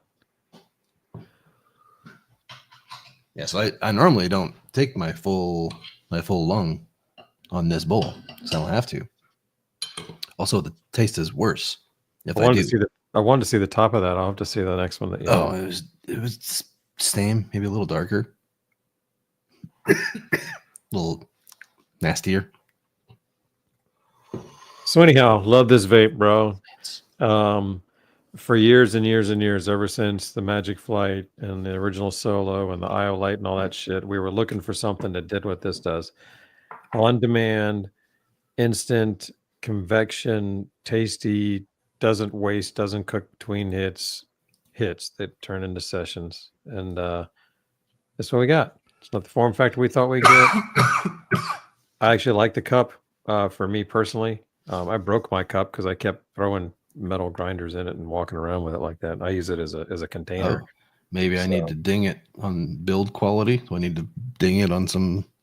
You broke your cup. No, the plastic has a crack in the bottom because I was putting a metal grinder in there. So You like my rating categories? can't see it from here, but I saw them before when we looked over it, and I do. So There. Does that show them? yeah, that's good. Yeah. So vapor potency and comfort, portability, battery, build quality, usability, packaging, this is the Solo warranty, 3. maintenance. Yeah, I'm just looking at the categories, so that's great. There's the Tefe Bowl. So let's get back to the rankings. So you had Venti number 1. I had Venti number 4. The Venti, we don't need to go long on it, but I'm going to pitch for it here. It changed the game with the airflow. There's not another vape on the planet that has that airflow, and it's until you've hit it. For me, until I hit it, I didn't realize how much I needed it or wanted it. You know, I'd much rather breathe my vapor than suck for my vapor. So really nice to have that airflow, and so I do think it stands alone up there, and I wouldn't argue with anybody who put it at top or anywhere near there. So next you had the Solo 3. I had the Solo 3 also as number 2. So when the Solo 3 first came out, I actually put it above the Venti for probably 6 months because it was winning the reach test for me. It was hitting like a ball vape almost, you know. It was like almost giving me that crazy, like really hard punch, like a completely different dry herb vaporizer experience than previous Arizer portables had given me. The Solo 3 was that much better, completely different level. You know what I mean? Yep. Like you pack that fucker, I'd be on the couch and I'd hit it and it would just like an uppercut. You know, I would be coughing my dick off because it extracted in like 2 or 3 big hits, and I would be high as balls. No Arizer portable has ever done that. Right. So yeah, that thing won me over for a minute, and it wasn't until I started going out again and carrying the Venti, you know, because I did some carry tests, and it's like, yeah, the Venti carry is better than the Solo, but at home, which is where I usually vape, the Solo wins. The Solo gives me a better vaping experience, and it's so much easier to like have a multi-bowl session with the Solo 3 than it is with the Venti. I mean, the Venti is nice. It's like sucking on clouds. But if your goal is to get fucking high, the Solo 3 will get you higher quicker. And if you got more people, the Solo 3 will get more people more fucked up faster than the Venti. But if you're just in a sesh chatting, the Venti is easier to pack, reload, and keep passing around because it's just like an e-cig, just, you know, it's a ease of use thing. And that's where it flipped back for me, because most of my portable vaporizer usage is done while doing other shit. Like, yeah, I go to the couch and vape weed, but most of the time I get high here and then go to the couch to ride it out. And my portable use is when I'm doing something else, when I'm out and about picking up Jerry at the airport or going somewhere for groceries or errands. You know, it's my lifestyle. That's true. I think you had the Solo 3 in the car when you picked me up, didn't you? I had the Venti when I picked you up. The Venti? I know we were rolling with the Solo 3 too at some point. Yeah, we had the Solo 3. I don't know where it was. Was it McKitchen maybe? Driving me crazy now because I can actually remember that. I remember packing it with you. Shit. But well, for today, when I had to gather all the vapes, the Mighty was the hard one to find. That was in my wife's studio. This one was in the kitchen cabinet above the refrigerator. Right on. Bro, I'm going to do a Solo 3 ball now, man. This is another one that I want to hit. Dude, demonstrate the Solo 3. While we're moving on to, what's my number 4? The Tiny Mite is my number 4. Where's the Tiny Mite on your list? Is that also on your list? Probably your number 2? Tiny Mite is my number 3. So you have Tiny Mite at 4, and I have it at 3. Fair enough. That makes sense. Yeah, so we have the same top 4. The Tiny Mite, yeah, man, like that thing It's just got the most punch. I literally was just looking at it like, what would I reach for? And again, the Tiny Mite 2, not going to argue with anybody who puts it in the top 5. It's fantastic, portable, instant, flavorful, replaceable battery. There's Dude, so much going for it. It's yeah, ridiculous. it wins a lot of categories. It won a lot of categories. Like in my 2025 Vape Awards here. Yeah. I gotta ding it a little bit for the change up on the titanium stem. Like it doesn't come with titanium stem anymore, whereas it used to.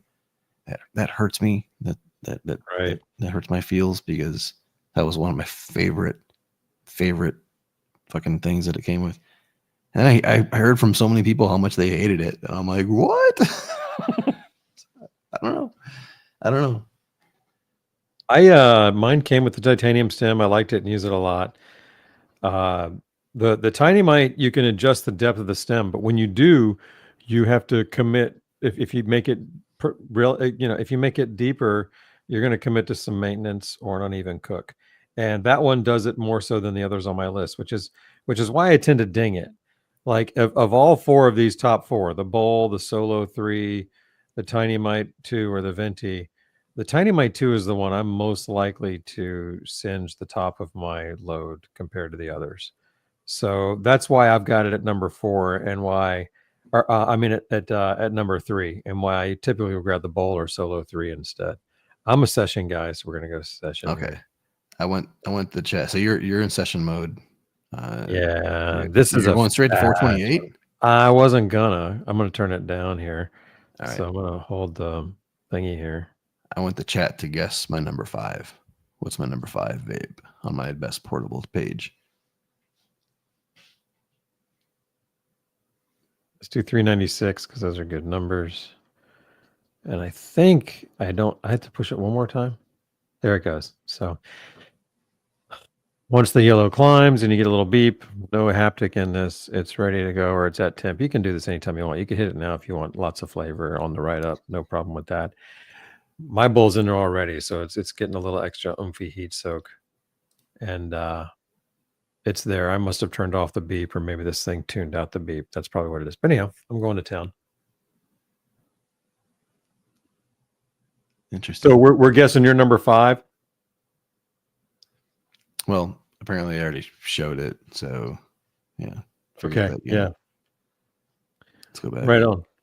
It's the Lobo. It's the Lobo. Right on. Honestly, I could see putting this as almost like a number 1 in terms of, like, if you're coming to my page and you don't have any vaporizer, you're just looking for like something cheap, something better than joints. Like, this is probably like the best beginner option. And I think most people come into my site are in the beginner zone. So I thought about putting this as number 1. Yeah, the price will probably make that number 1 for a lot of people. You know, if you look at your top 5, all the others are considerably more money. Yeah. Yeah, like I almost worry about that. Like, people come into my site and I mean, like, Jesus, I don't want to spend $300 on a vaporizer.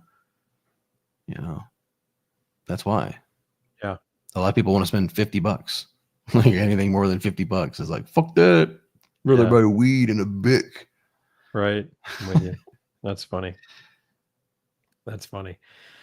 Well, then that's good. And really it's got a lot going for it, and the price is right, is what it comes down to. And some things that it has other vapes don't have at all. So cheapers. How many Lobo owners do we have in the chat? I know a bunch of people got Lobos. This vape is like a great second vape option. Like, if you got a Venti or you got a Solo 3, but you want something cheap to take fishing or to take to a concert in case they confiscate it or something like that. Like, this is a relatively affordable. It's 160. It's not cheap, but it's not, you're not going to get in trouble with your wife if you spend this and then you drop it in the pond.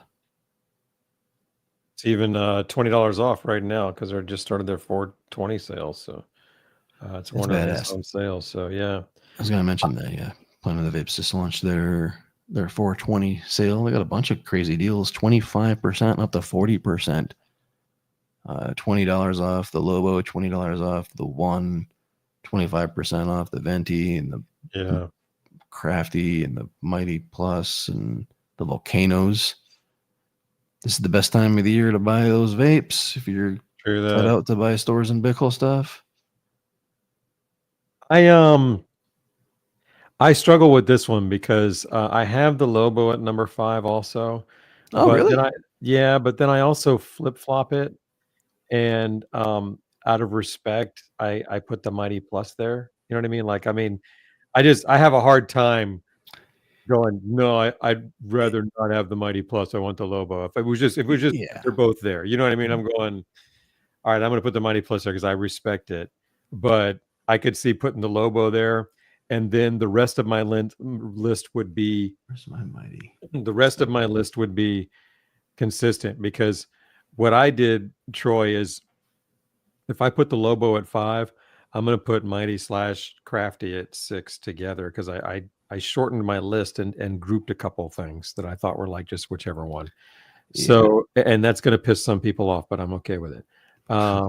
So I'm putting, so technically my list would be Lobo 5, Mighty, Crafty at 6. Take your pick. If I'm going to split them up, I'm going to go Mighty, Lobo, Crafty. I see. I really struggled there too, and I like if it were my preference, yeah, the Mighty Plus would still be up here above the Lobo. Like if I couldn't carry these vapes, Right. and I had to choose from 5 and below, and I was going out, I'd probably carry the Mighty or dude. This fucking vape right here is another good one to carry. Right. I don't like carrying torches. I wouldn't carry the Crafty over the Mighty or these. Like I would carry the Lobo over the Crafty. Yeah, me too. I just, again, the Crafty, the Vapor is spot on, and it's a little big, but it's not big. It just is, it's not it's real small.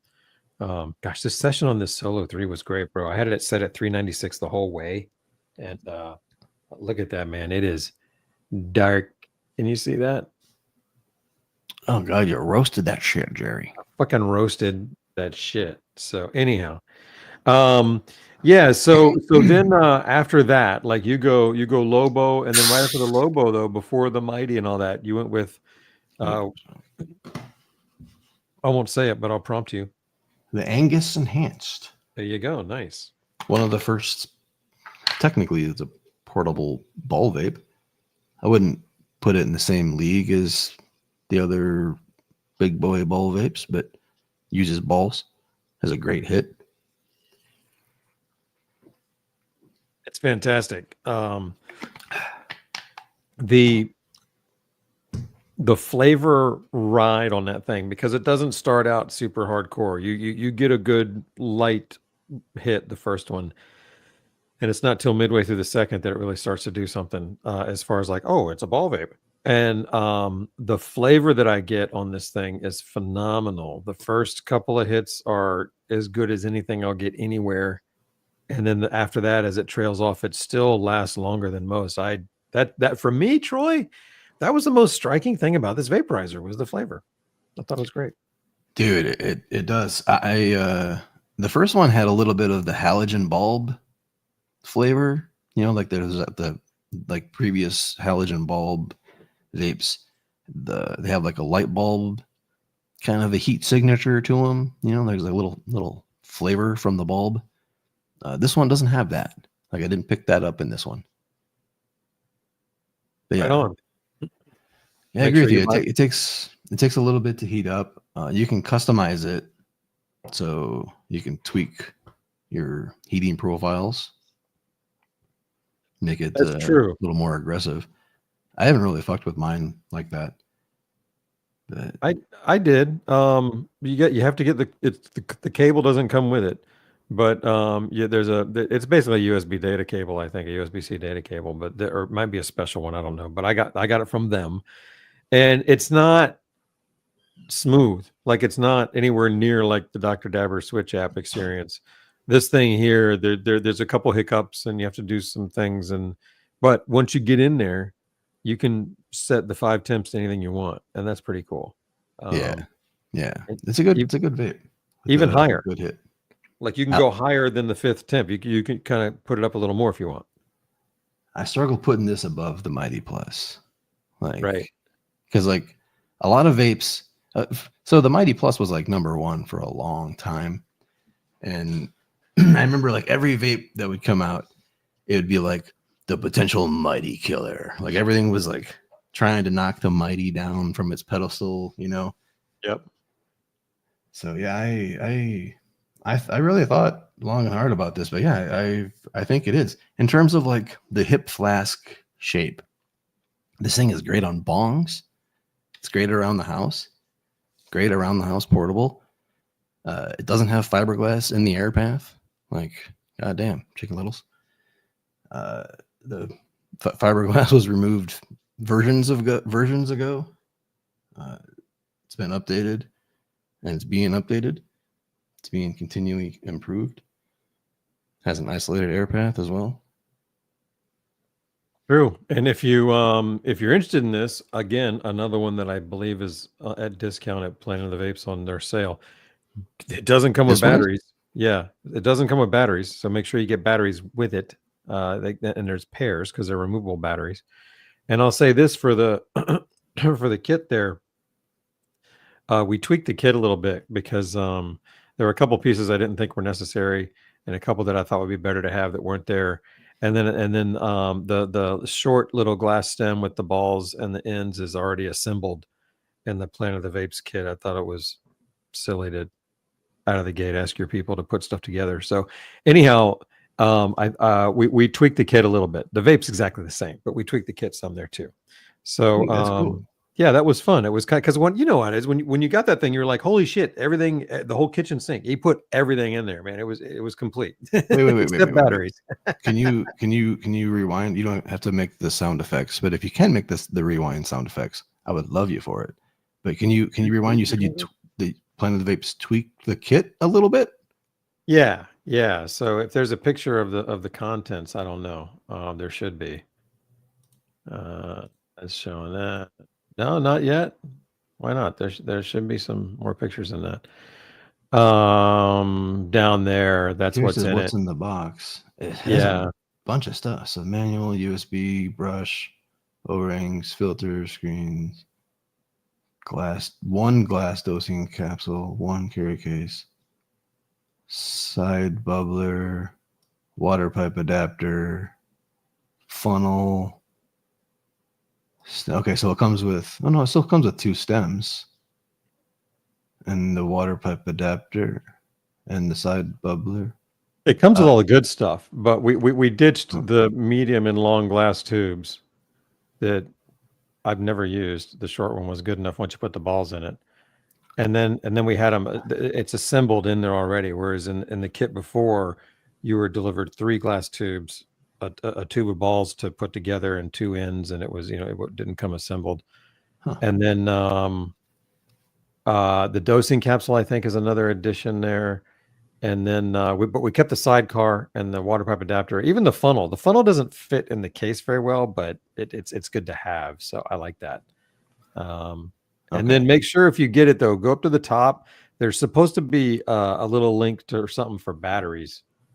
And if not, here, complete your setup. That's for a bundle, which is also good. There's extra things you can get with it, but okay, well, you're gonna need batteries one way or another with that because it doesn't come with batteries. That was what was funny is when I opened the kit originally, I was like, "There's everything he has except batteries." So it's a link to batteries. There you go. Oh, that's actually a USB-C cable. That's the cable. All right, I'm have to tell him about this so we can get the batteries on there. I'll click here for recommended battery. That's the battery that's good. Get 2 of those. That's a really good battery for it. Same battery as a Tiny Mite. That's a fantastic battery for these. I didn't know Planet of the Vapes was selling batteries. Yeah, well, they sell the vapes, and if the vapes have removable batteries, then they need to have the batteries to as a it's just like having another replaceable part or accessory. So the unless they're out of stock, yeah, they need to have it for everything. They got. Dude, yeah, I need to buy like 10 of those things. Yeah, they're good batteries, man. So anyhow, that's the Angus, man. I'm sorry, Troy. That's the Angus for you. So cool. Yeah. Yeah. So you put the Angus right behind the Lobo, in front of the Mighty. I put it after the Lobo, the Mighty, and the Crafty. So we're kind of in the same boat there, just little swinging. So for me, the value and the hit came into play heavily here. Yes. Like when I considered the Mighty for what it is, it's a wonderful portable vape. But on the bong, it's still good. It's still fun on the bong, but compared to other vapes nowadays, the space has changed.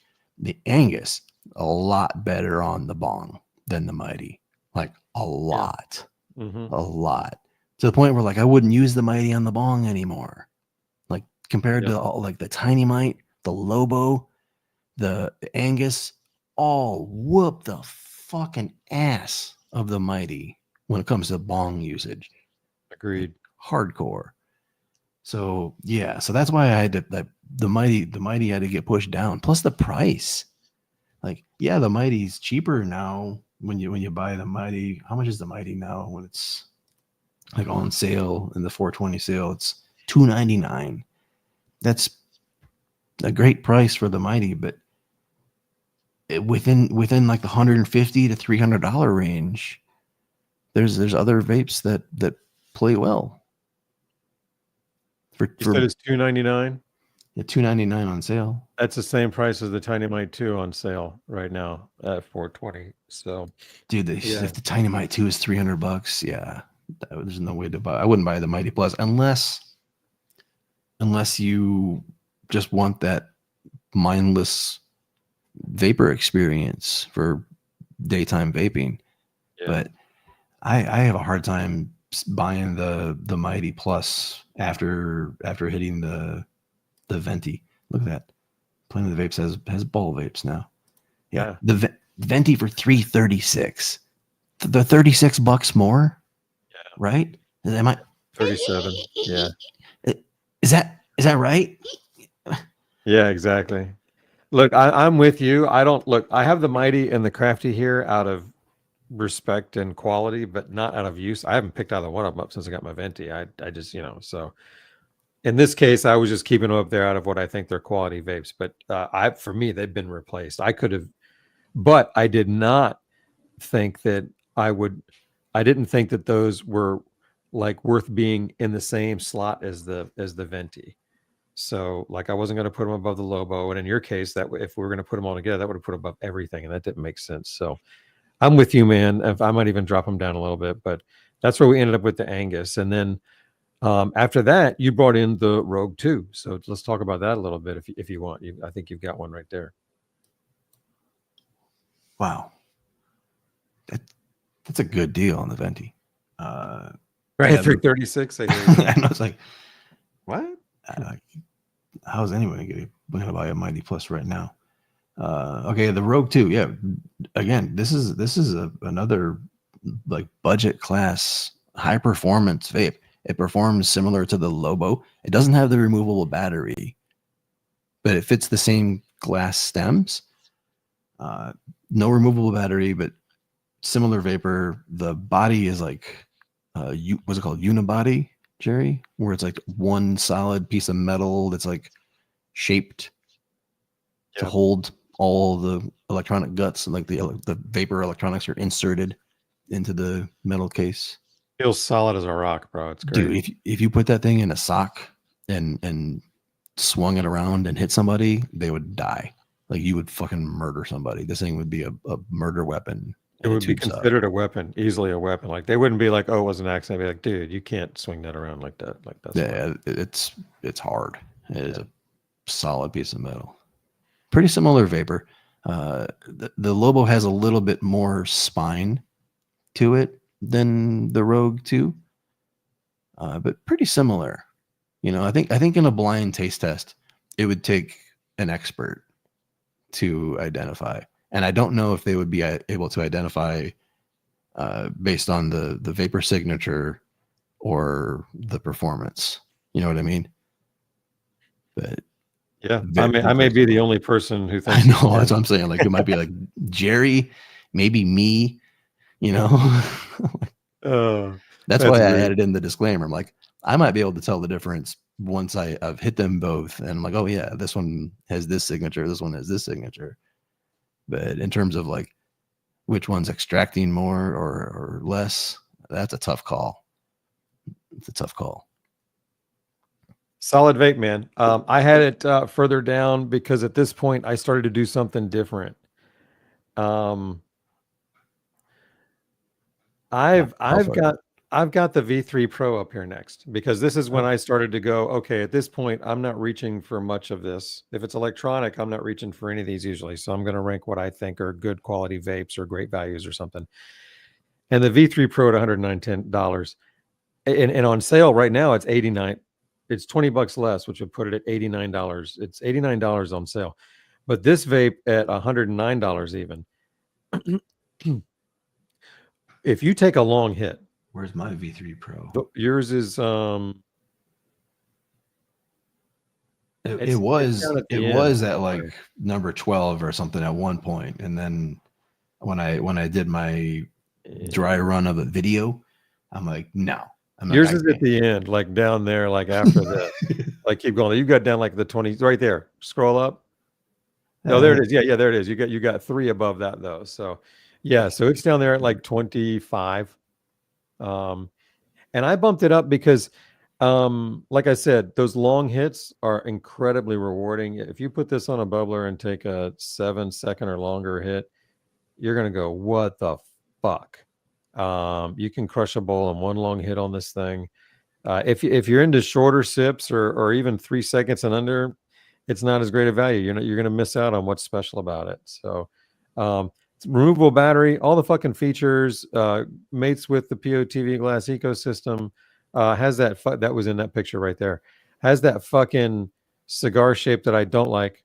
I'm not a fan of that shape. Some people are. No, not me, but I can't deny the feature set, the removable battery, the value, and the fucking hit. If you take a long hit, the fucking hit. Fucking crazy. Full convection. On demand mode. $109 with an honest to God on demand mode, Troy. I mean, I mean, on paper and in the hands of somebody that knows how to use vapes, like a vape person, it's a very capable vaporizer. Yeah. But what I've experienced is a lot of unhappy new to vape people who buy that thinking that it's like the be all end all, and they're underwhelmed and unhappy with it.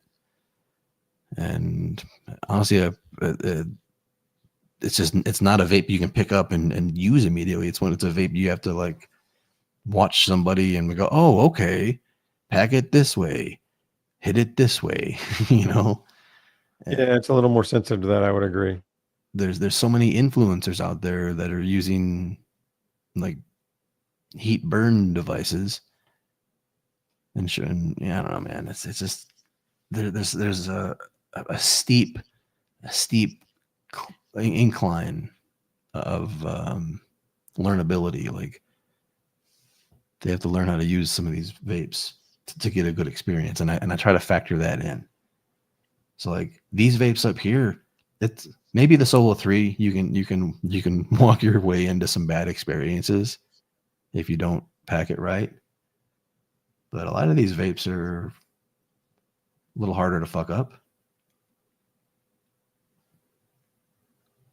Where are we? Most of the ones we put up there are prefer a medium pack. They don't want a real tight one, but it's interesting. Yeah, most of the stuff we have up there. Well, yeah. So that was one that I kind of pulled way out from the bottom and threw it up, and I've just I've had to make some content on it recently, and every time I go in and I hit it, and I'm just like, fuck, like, and you're right. I mean, it's on a bong. You know what I'm saying? So, Yep. but if you'd like to hit a bong, get that thing. That's a great backup vape from the sense that it's only $109 and you'll be really stoked when you have to pull it out. Like, that's a good lifesaver of the portables. I remember the LSV, that was always my backup forever. Yeah. All right, so then I'm gonna now. Okay, so now then you, after the Rogue, come in with the Stunner. Yeah. Well, for one, I had a buddy of a lot of people come looking for a butane vape. Like people like the butane vapes. Right. So I already had a leaning bias of including a butane vape in my top 10. But then there's also the powerhouse portability ball vape factor of that genre, like the Stunner, Tempest, Anvil. Like there's the Hyperdyne. There's like this heavy hitter portable vape section, you know, like and I wanted one of those to be up there, and I think this one qualifies and classifies. It's easy to use. It's not as straightforward as like some of the other ones with like a heat indicator, but the torch color is easy enough. Like I even tested it with my wife. I'm like, hey, the torch is going to change from blue to orange. Can you watch this and tell me if you can see it? And I would torch it, and she's like, she questioned herself. She's like, now? I'm like, yes. You know, like you can see it as long as you know what to look for. And it smacks as hard as my desktop ball vapes. And when I talk to people who are new to vaporizers, like when I go to events and when I hear the demands, they want something that's going to fuck them up. They want it to be cheap. Yep. They don't care if you got to torch it that much. I mean, some people do. Some people are very much anti-torch, but a lot of stoners are already torching their dabs. They don't mind torching something like this. Like for heady people, the Stunner is an amazing value. I mean, they can put it on one of their spare rigs, a little 10 mil, 14 mil WPA. They don't need to buy a stem, and they can get it for like $80 or whatever, $90. It's an affordable, portable, torchable ball vape. No PID required. Yeah, bro, I think you're nailing all the points. All I can say is ditto, except for what I'm going to counter with, which is this is where another place, like this is where I threw the V3 Pro up because I was still doing my electric ones. At this point, I also get into the torch ones, but because we're talking portables, I penalize these types of vapes that need something bigger than the little Vapman torch. So at this point, I go Hyperdyne and then the Camouflage Convector XL. Both those things for me are really good little single torch, portable torch vapes that you can take out, do your thing, throw it back in whatever box it came with, and get on with your business. And then after that, I basically pick your favorite big flame vape, whether it's the Stunner, Tempest, or Anvil. For me, it's the Stunner. The Tempest, I like a lot, but the click just did not work out with the way click how made long it worse, man. Out. Yeah. I reflected on that for so many days. Like the click made it worse. Yeah, I didn't end up using the click to tell me when to stop. And then if I waited till it told me to quit, I could hold it in my fist long before it clicked. And then the Anvil after that, just because I used the Stunner before that. I really like, of these types, I really like the Stunner. I love that you can pull out the blazer, and as soon as the flame goes orange, it's done. And it really works. Like, that actually works. It's a great fucking hit. it's hard to combust with it if you do that correctly. You can always go over, but even then, if you go over, just don't hit it for a little while. Like there's so many different places you can pop the clutch on this thing. So I like it. And for me, yeah, Troy, you mentioned it. If I ask somebody, hey, what do you do now for cannabis? And they say, I sit at my desk and I torch my dabs all day. I go, Stunner's number one for you, bro. That's absolutely your vape. I mean, you'll feel at home and you won't need to have concentrate. And at that point, we can flip it back over to you.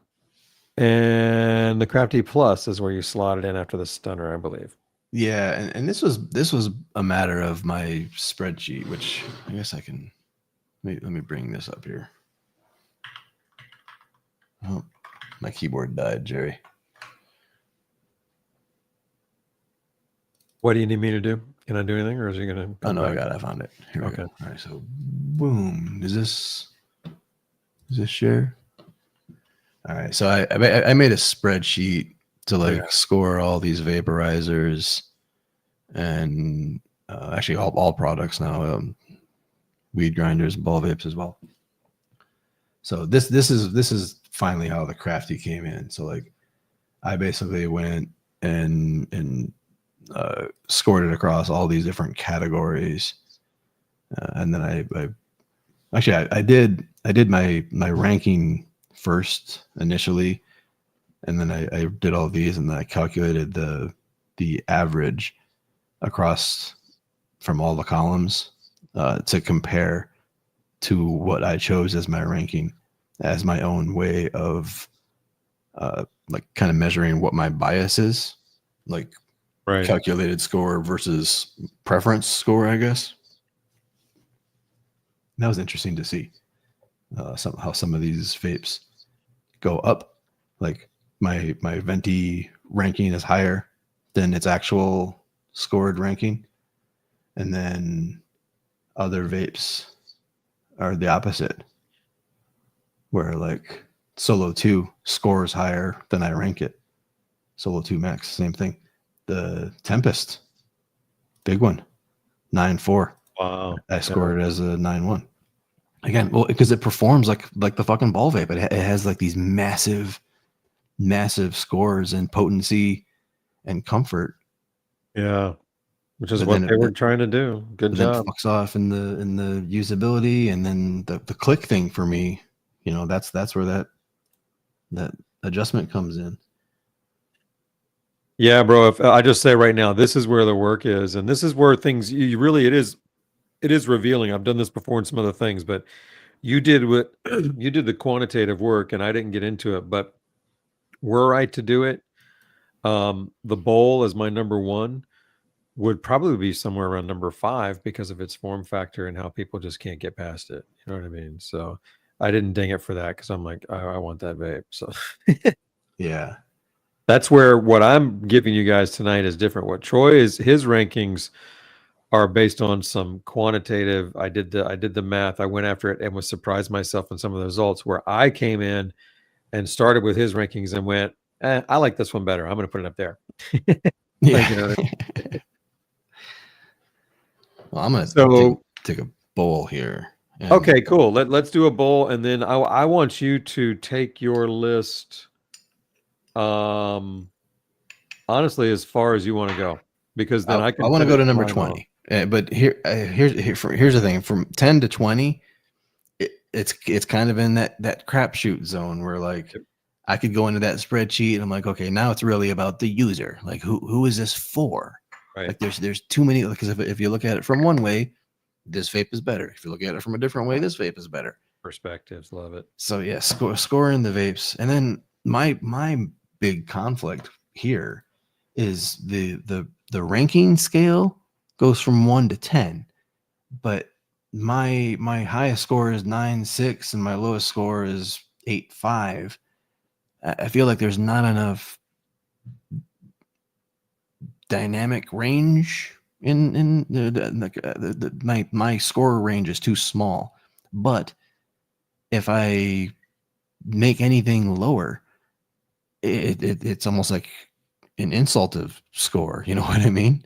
Like, Yeah, dude, I'm sorry. I just went through this at Planet of the Vapes, and they were talking about ranking some stuff, and they were like, "Man, some of these need to be lower." And I'm like, "No, bro. The reason they're ranked well is because there's a bunch of shit lower that's not there, and your list is the top 25, and the top 25 deserve that. We could list shit all the way down to 50, and there'd be some trash the on top there, 40, top 43, 44, right? 43. Yeah, look, there's your G Pin Dash. You know, Right.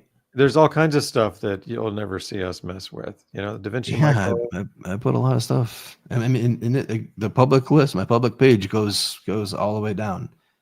It's not. I don't have written things out for everything, but again, I could easily recommend vapes all the way down in this range to anybody, even for their first time vape. Like, all of these vapes are recommendable to the right user scenario. Absolutely. These are all relevant vapes. We live in an amazing time in a way. You ain't kidding, man. Which is why they made the list. You know, I'm sorry, but when you showed what was it, the top 50 or 40 you did, what was the lowest total number? Like, what did the last one on there? What did it rank out? Its score was 8.5, Okay, and that was all the right, Air Vape XS Go. gotcha. Okay, and that's 40. Oh, I see. So your top 25 were even tighter then. So Yeah, because like the Planet of the Vapes one didn't make the top 20. right. And The there's just V3 like Pro a few didn't make tenths the top difference. 20. Yeah. So you went Crafty Plus. I had to penalize the B to make sure that the Tempest and the Anvil were above the B. That's funny. I love it. So you dinged it on usability. I love it. Yeah, I just dinged it manually. And You did it out there usability at 8.9. Oh yeah, okay. I also don't know how to factor in the battery, because these have a different average calculation. So Yeah, you almost don't even include it like you did. You just, instead of, divide by 9, you divide by 8 and don't include it or something like that. Yeah. Right So on. anyway, yeah. You would put the one higher. Where was the one on your list? Mine was, well, it depends on how you look at it. I have it because I was grouping things, I have it at 15, but would have been 17 if I was, if I hadn't said pick your flame vape here. You know what I'm saying? If I expand those things that I did. Because after, all right, well, I'll just run through mine and then you can hit your list. After my flame vapes, I went Rogue 2, then I went 1, then IQ3 or IQC, whichever you want. I want IQ3. And then from there, it's pick your ariser. That's not an IQ. That's not the solo 3. Just pick, and I grouped all of those, and whichever one's for you. And then after that, it went down to the Dynavap B, the M7, and the PAX Plus, and that's how I kind of ranked them out. And again, all those are, like you said, right for the right person, but that's how I threw them down there. Yeah, I could see all those being just arranged based on a 3-question personality quiz before you see the list. You know what I mean? Yeah, little treat. Seriously. Yeah, exactly. Did you hit your bowl? I got to hit mine. Did you? I didn't. Can we talk about the IQ3? Yes. Quick, because that vape has made some adjustments for me recently after talking to more people about the IQ3. Right. Especially in terms of the perspective thing, in terms of like, not everybody wants to sit at home with a desktop vape and a bong. Some people want to vape in their car with a portable, and they want it to last 20 minutes or 30 minutes, and they want to pack a gram or 2 grams even in there, because that's what their joint is, or that's what their blunt is. That's what they're used to. That's what they're used to medicating with. Right. They still smoke. So I've had a lot of people talking to me about this, and then I pulled the fucking thing out and I started thinking about why I was dreading using the IQ3. And it wasn't because the vape sucks. It wasn't because the vapor sucks. It was because it gets me too goddamn high.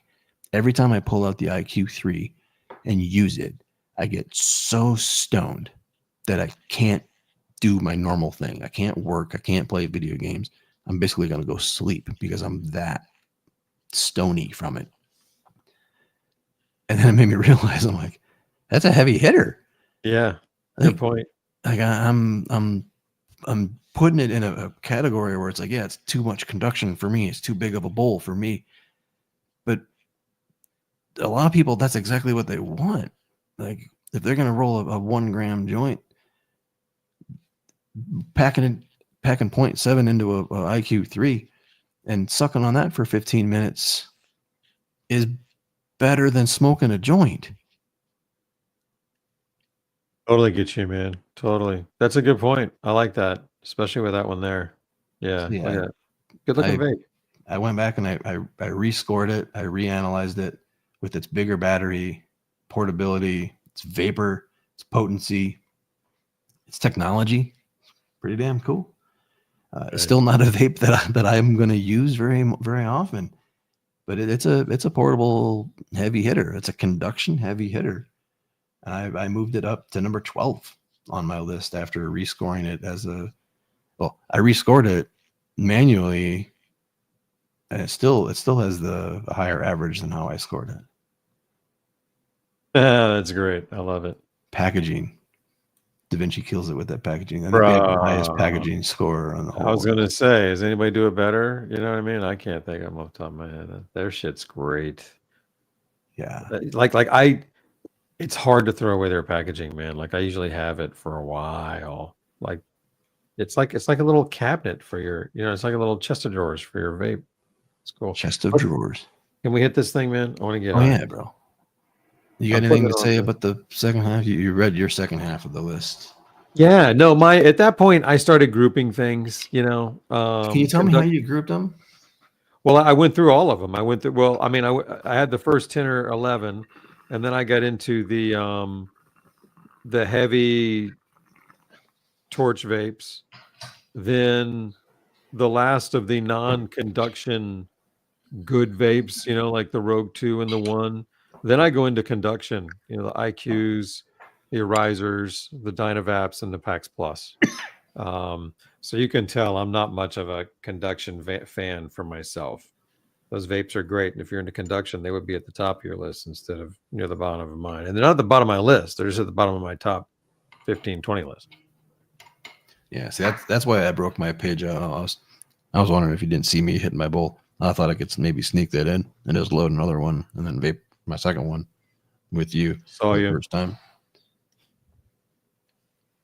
But go ahead. We'll just leapfrog each other. I'll see if I can get do I have to grind for another? I got to grind for another bowl. I'm good with that though. Go ahead.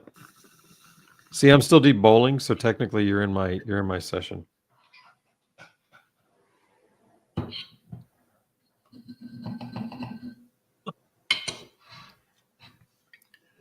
And again, I want to make it clear. This list is more me and for me, it's what I like, what I would recommend.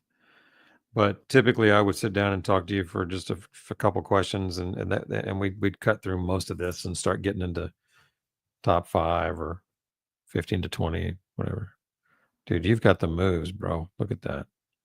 That was my crab dance. You like it? Dude, it was better than a crab dance because it had some real smooth, rhythmic flowing kind of a thing going there. It wasn't just a snappy thing. You weren't just pinchering. I appreciate that. He gave us more than that. He gives us more, folks.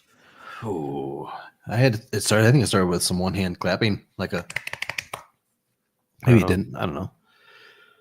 I guess I can do it manually. I want you to finish out your 20, though. You wanted to get to top 20. You're only at 12 with IQ3. What? For reals? For reals. There you go. I think this area still needs more work.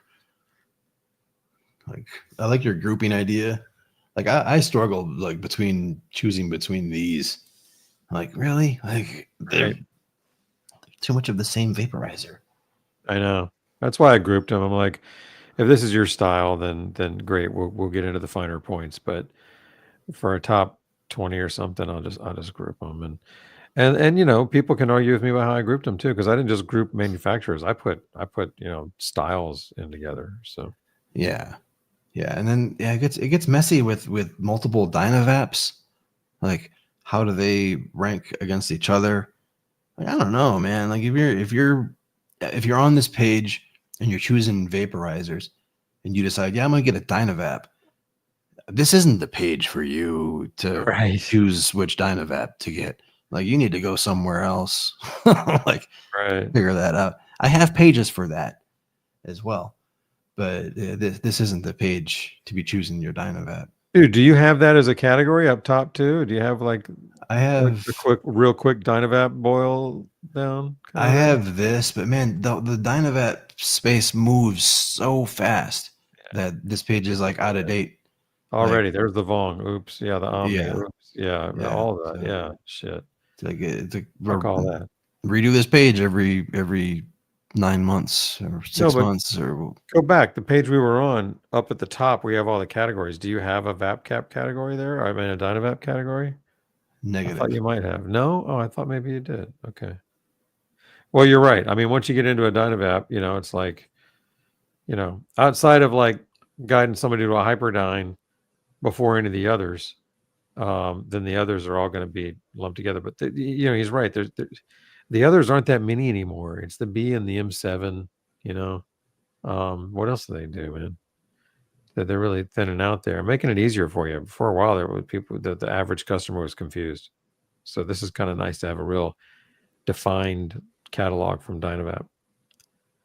So okay, so you went Solo 2 Air Max, Solo 2 Max, Air Max, Solo 2. Then you roll into, I believe, the Tempest here, which may be in small. I'm not sure where it was. Oh, there it is. Tempest, 17.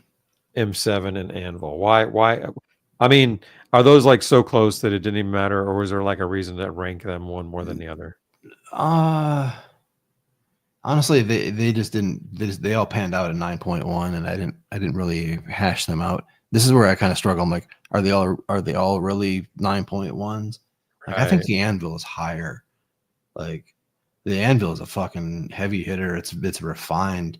Like, I would put the Anvil up there probably around the 12 spot, you know, 12, 13, like with the Hyperdyne. Like, the Anvil and the Hyperdyne are in the same class.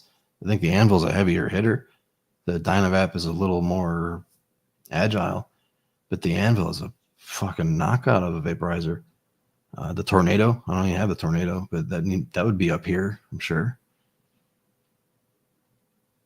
Yeah, so once you start grouping them like I did, we have the same numbers. Like, you literally just put those exactly where I had them when I grouped them, so that's perfect. Yeah, right on. Yeah, Yeah, a lot of this is just forcing it to be linear when it's not. It's not a linear organization, and making it numerical forces it to be linear, and it just doesn't work that way. The data doesn't always flow. Yeah, don't hurt me. I agree. The Anvil needs to be up there. Damn. Yeah, I agree. The Anvil is probably top 10 material. Even the Anvil is an amazing fucking vape. the only thing I hit the Anvil for is the size of the torch. That's it. Really? Okay. Yeah, because I usually use my what's that little stash one that we have? The mini, Yeah. Okay. The big torch. the Ignite Mini. I use the Ignite Mini, so it's a medium-sized torch, but I don't use my single flame Batman torch with it. So Big torch. It is a big torch. yeah. So that's where I kind of drew the line there. But they're all, but not. I didn't draw the line much. I mean, they're all like 1, 2, 3, 4, 5, right, all together. Anyhow, still just like you did. So Can I stop sharing now? yeah, sure. You went through the 20. Thanks, man. That was fun. I appreciate the work you put into it, especially all of that empirical shit that really does make a difference, and it really sifts things differently. Like, I'm not sure if the mini nail flower one is on sale at Planet of the Vapes. It is $318, I believe. Okay, so it's discounted. Fantastic. It just got added. Yeah. And same thing there, where we tweaked it a little bit, not a ton. We basically include the coil guard installed on there. So we wanted the coil guard to be installed in the box so that the customer wouldn't have to fuck with that. And Good. Planet of the Vapes is regularly going to be selling to people who haven't handled something like this before, and I don't want them to have a hunk of metal out there. That's a great change, man. Like I thought you were like, they need to change the green from FE to DDDD. No, I just try to do things that make a difference for the customer, but that's funny, man. I love it. I want the pins different, man. Fuck you with all these pin orientations. No, that's a good point, man, because I have several coil vapes here where they came with a heat guard, and I did not install the heat guard. Right. In fact, I have a couple of heat guards laying around because I've been meaning to install some heat guards so I don't fucking hurt myself. Right. Yeah. Yeah. I'm to the point now where I wouldn't use one without it. I mean, it's different with the wireless ones. I get that, but like my screwball comes automatic with it, and that's important, and I'm glad it does. So the screwball's one I'll have on my desk, and so is the mini now. But the reason I brought that up, I got distracted by that. The reason I brought that up is because the last time I did an empirical analysis of the ball vapes that were out there, and I had a good dozen in my list, and it was probably a year ago. The flower wand did not win any category except best overall because it was up there in the top 3 in so many categories where somebody would eventually fall off in one, and it just ended up just rising to the top over time after I looked at all the categories. Like, holy shit, I was gonna have that like at number 4. You know what I mean? Instead it was like all the way up there. And that was before the Ace or any of the wireless stuff came out. So that was a while ago. But regardless, solid vape. I'm stoked to see their wireless one come out. Yeah. Is that out now? Like, we saw it at Champs, and they said like we'll get you one in 2 weeks. Did they? I thought they said it was going to be out in like May. I thought they were shooting for a May timeline. So I don't know about review or demo units or beta units. I don't know. Yeah, they were optimistic with me. Okay, you must have pushed them a little more than I did. I didn't. Jerry. Yeah, Troy, what's up? I made the same spreadsheet for grinders. Yeah, dude, I saw that, and for ball vapes. So. Ball vapes. Shit, I gotta say, well, your ball vape one's more recent than mine, so I'll have to update mine, and it'd be interesting to see what I don't even want to see your ball vape one yet because I've done one like that one. I don't want to see yet because mine's older. Mine's too old. I gotta get it updated. So, anyhow, so yeah, there you go, man. That's the top 20 portables as we see it. There are no arguments. If anybody thinks differently, you're wrong. There you go. Fight amongst yourselves. Oh my gosh. Yeah, welcome comments on that page, for sure. Like if you have meaningful criticism or feedback or whatever, happy to take it. Leave a comment on that page though, please. Also, yeah, I got a page for the 420 content, and I should have showed you that I was fucking around last night, having all kinds of fun, Jerry. Let me share this up here again. That's probably going to be your best page because you did that kind of. It was fun, and you know what I mean. Like that's how it works when you just follow your creativity one night. I love that. Yeah, because it's 420s on Easter's, man. I love it. Yeah, 420s on Easter, and Jerry's going to be here. Yeah. So we're going to have some fun. Bro, I can't. Can I pick the church? Can I pick the church that we go to?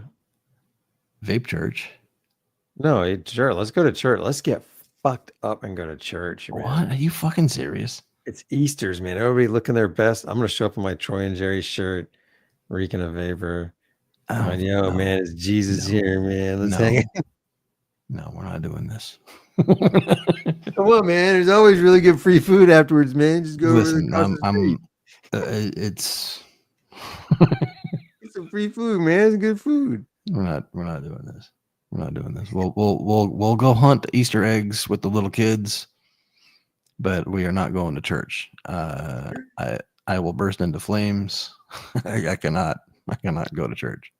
Oh, that's great, man. Okay, fine. We'll just stay home and vape. Yeah, I got all the plan of the vapes. Not all of them. I actually left a few off. But go check them out. That's great, dude. I love it. Nice Plan of graphic. the Vapes fucking dropping their shit in March. Holy shit. Right? I was surprised. I was like, okay.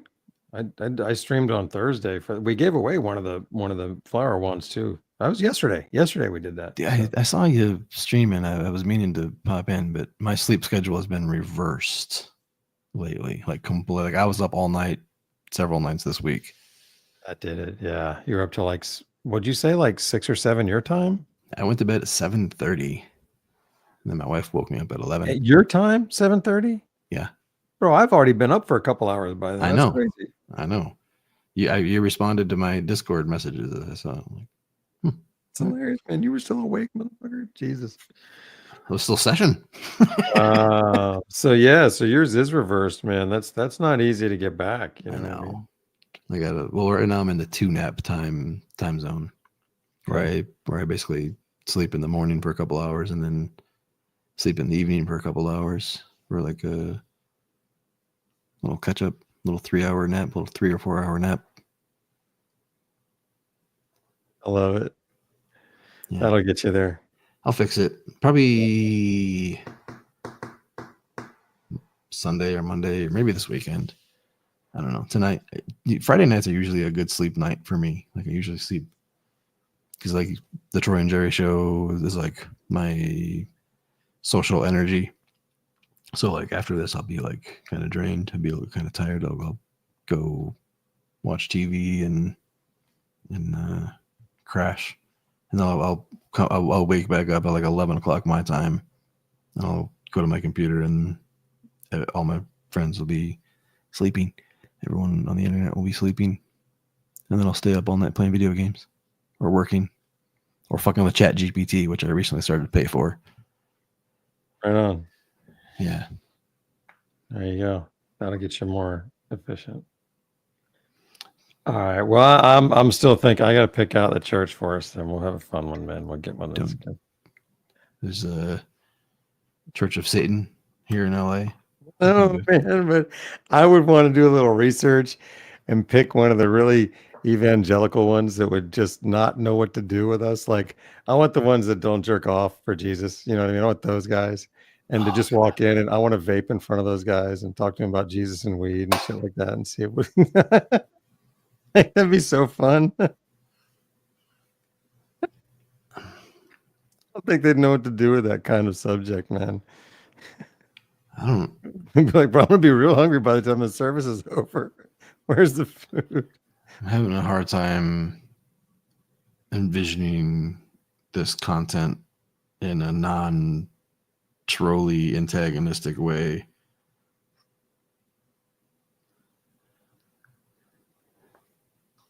Makes it even better.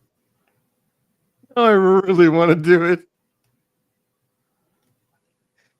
No, I really don't want you to do it. This doesn't sound It's great. Troy and Jerry respectable. go to church. This sounds like Jack Doherty type of shit. All right, well, I'm gonna giggle about it for a while. That's fucking funny, man. Oh, that's great. All right, man. Well, shit. It's 11:30, man. These guys have been hanging with us. Dude, yeah, we went 2.5 hours. We went long and hard. Yeah, don't worry. I won't let Jerry go to church. That ain't gonna happen. Really? It'd be funny, man. No. I really would, man. Like I used to go to church, and so I would know how to fuck with those people. Like, man, it'd be a lot of fun to fuck with them, man. I would go to church, but I would not interrupt anybody else's experience. Yeah. That is the line that I would not cross. Yeah, that's a good point. I'm just thinking of the ones that are there for like the wrong reasons, but that's why I would do the research. Like the ones I would go to, you'd want to fuck with.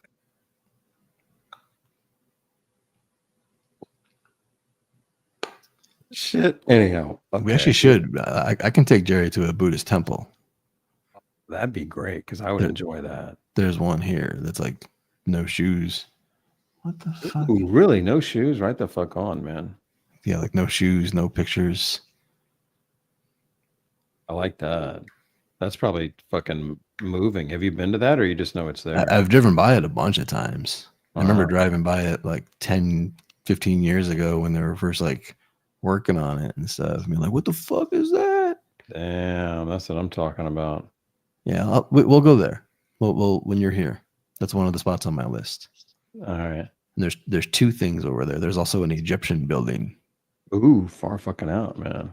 Yeah. Dude, did you hear about the what they just discovered with the pyramid over there? What? Over there in Egypt, one of the 3 pyramids. I forget which one. It's not the Great Pyramid, but it's one of the others. They went in and did some kind of fucking resonance imaging stuff and found these crazy deep wells underneath it that we have no idea how they ever did it. Like it blows out.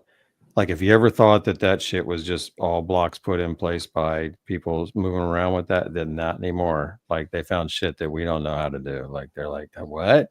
What? Like 2-kilometer deep wells, 8 of them down there. And they have these spiral return feeds on them or something. They go down to boxes. We don't even know what's down there. It was just amazing. And it's just come out. So they're all starting to fucking, geek out over it. And it's really fun to see what's going on in there. But there's going to be some implications. There's going to be some things that's like, okay, now how do we rewrite what gets rewritten? What? Is this something that you saw in like Hustler magazine, or where can I read this? I think it's on X, man. You can find it on one of those or Instagram, or just go ahead and pick your. I was checking it out with Robert Edward Grant. That guy is pretty intense. He's a mathematician that is going all over the place. I check him out via Instagram, but he's a pretty legit dude. Bro, is this my next rabbit hole? Is this gonna break my disinterest or break my interest in RC trucks? No, not a chance. Those are too much fun. Okay. Oh, dude, honestly, I was secretly hoping to magically acquire 2 of them by the time you get here so that we could fucking race when you're here. Right on, man. Well, you know the guy. I mean, the guy who knows which ones are worth getting. Well, I've already done all the research now. Like I've been. Oh, you've done it. You've been there. That's bro. great. Like I've watched probably 40 hours of videos already, and I'm already familiar with a bunch of the brands and the classes. So, because I've been into RC twice before. That's awesome, dude. Yeah, but I'm gonna do it again. I'm gonna spend so much money. It's gonna be so fun. Well, I want to play with them too, then, because I mean, I've always wanted to, but never had them. So that sounds like fun. Oh, really? Yeah, bro. Yeah. There used to be a couple of kids down the street. I say kids; they were like in their 20s. They were racking it up, and they would on my back street here by my backyard, which is just a one-way street. They would go hauling ass down that thing like faster than the cars are supposed to go. I'm like, whoa, they're flying. It's a pedestrian street, man. They're having fun. So yeah. And distance, bro. The distance you can get on these things is crazy now. Like I was like, can they see that far? Like it's still returning. Yeah, it'll go farther than you can see usually. That's challenging part. And the battery. So that's the big thing now is like what I didn't grasp until this kid told me is like when I was playing with battery powered RC trucks, I would get 3 to 7 minutes per battery. Like if I was in race mode, it was 3 minutes because that's how long the heat is. But when you're in play mode, you might tune it down and get 6 or 7 minutes of runtime, but less power. But now these new ones, they're getting 25, 35 minutes of runtime, and they're doing 40, 70 miles an hour.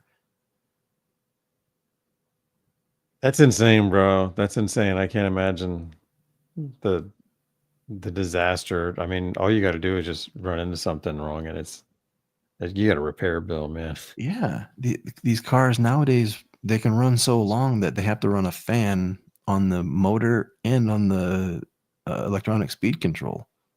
Oh wow, both those shit. Both of them need fans. Wow. So they never needed fans when I was into that shit because your runtime was only 3 to 7 minutes. By the time you got into the too hot zone, your battery was dead. right.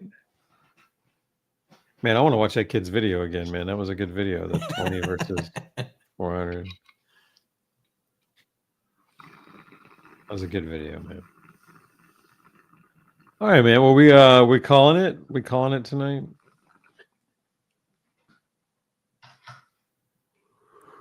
Yeah, man, it was a good stream. Had some good portable talks. Sales are live. Hit up Planet of the Vapes, proud sponsor of the Troy and Jerry show. Screwball, always serving well. Code Troy and Jerry. Save you 10%. Vapvana, Screwball, or the Ace. For that matter, you can use it at Old Mate as well, or on the YLL Angus. I believe code Troy and Jerry will work there. Works all over the place, man. All over the fucking place. If you're buying a vape, throw it in there, see what happens. Good times. If you weren't able to get it to work, holler at us and tell us where you shopped that it didn't work. Dope. You guys in the chat have been awesome. Appreciate you, man. You guys are dope. I want to see the newest outro. Do we have that one in the queue for the button up top, or do I have to do that? Is the one I played last week the wrong one? I don't know anymore. I know the beginning that we had today was the old beginning. Well, I think we have a stunner code too. I think that code will work. Code Troy and Jerry will work at I think so. I could be wrong though. Try it, man. If not, let us know. We'll figure it out because we ought to have one there.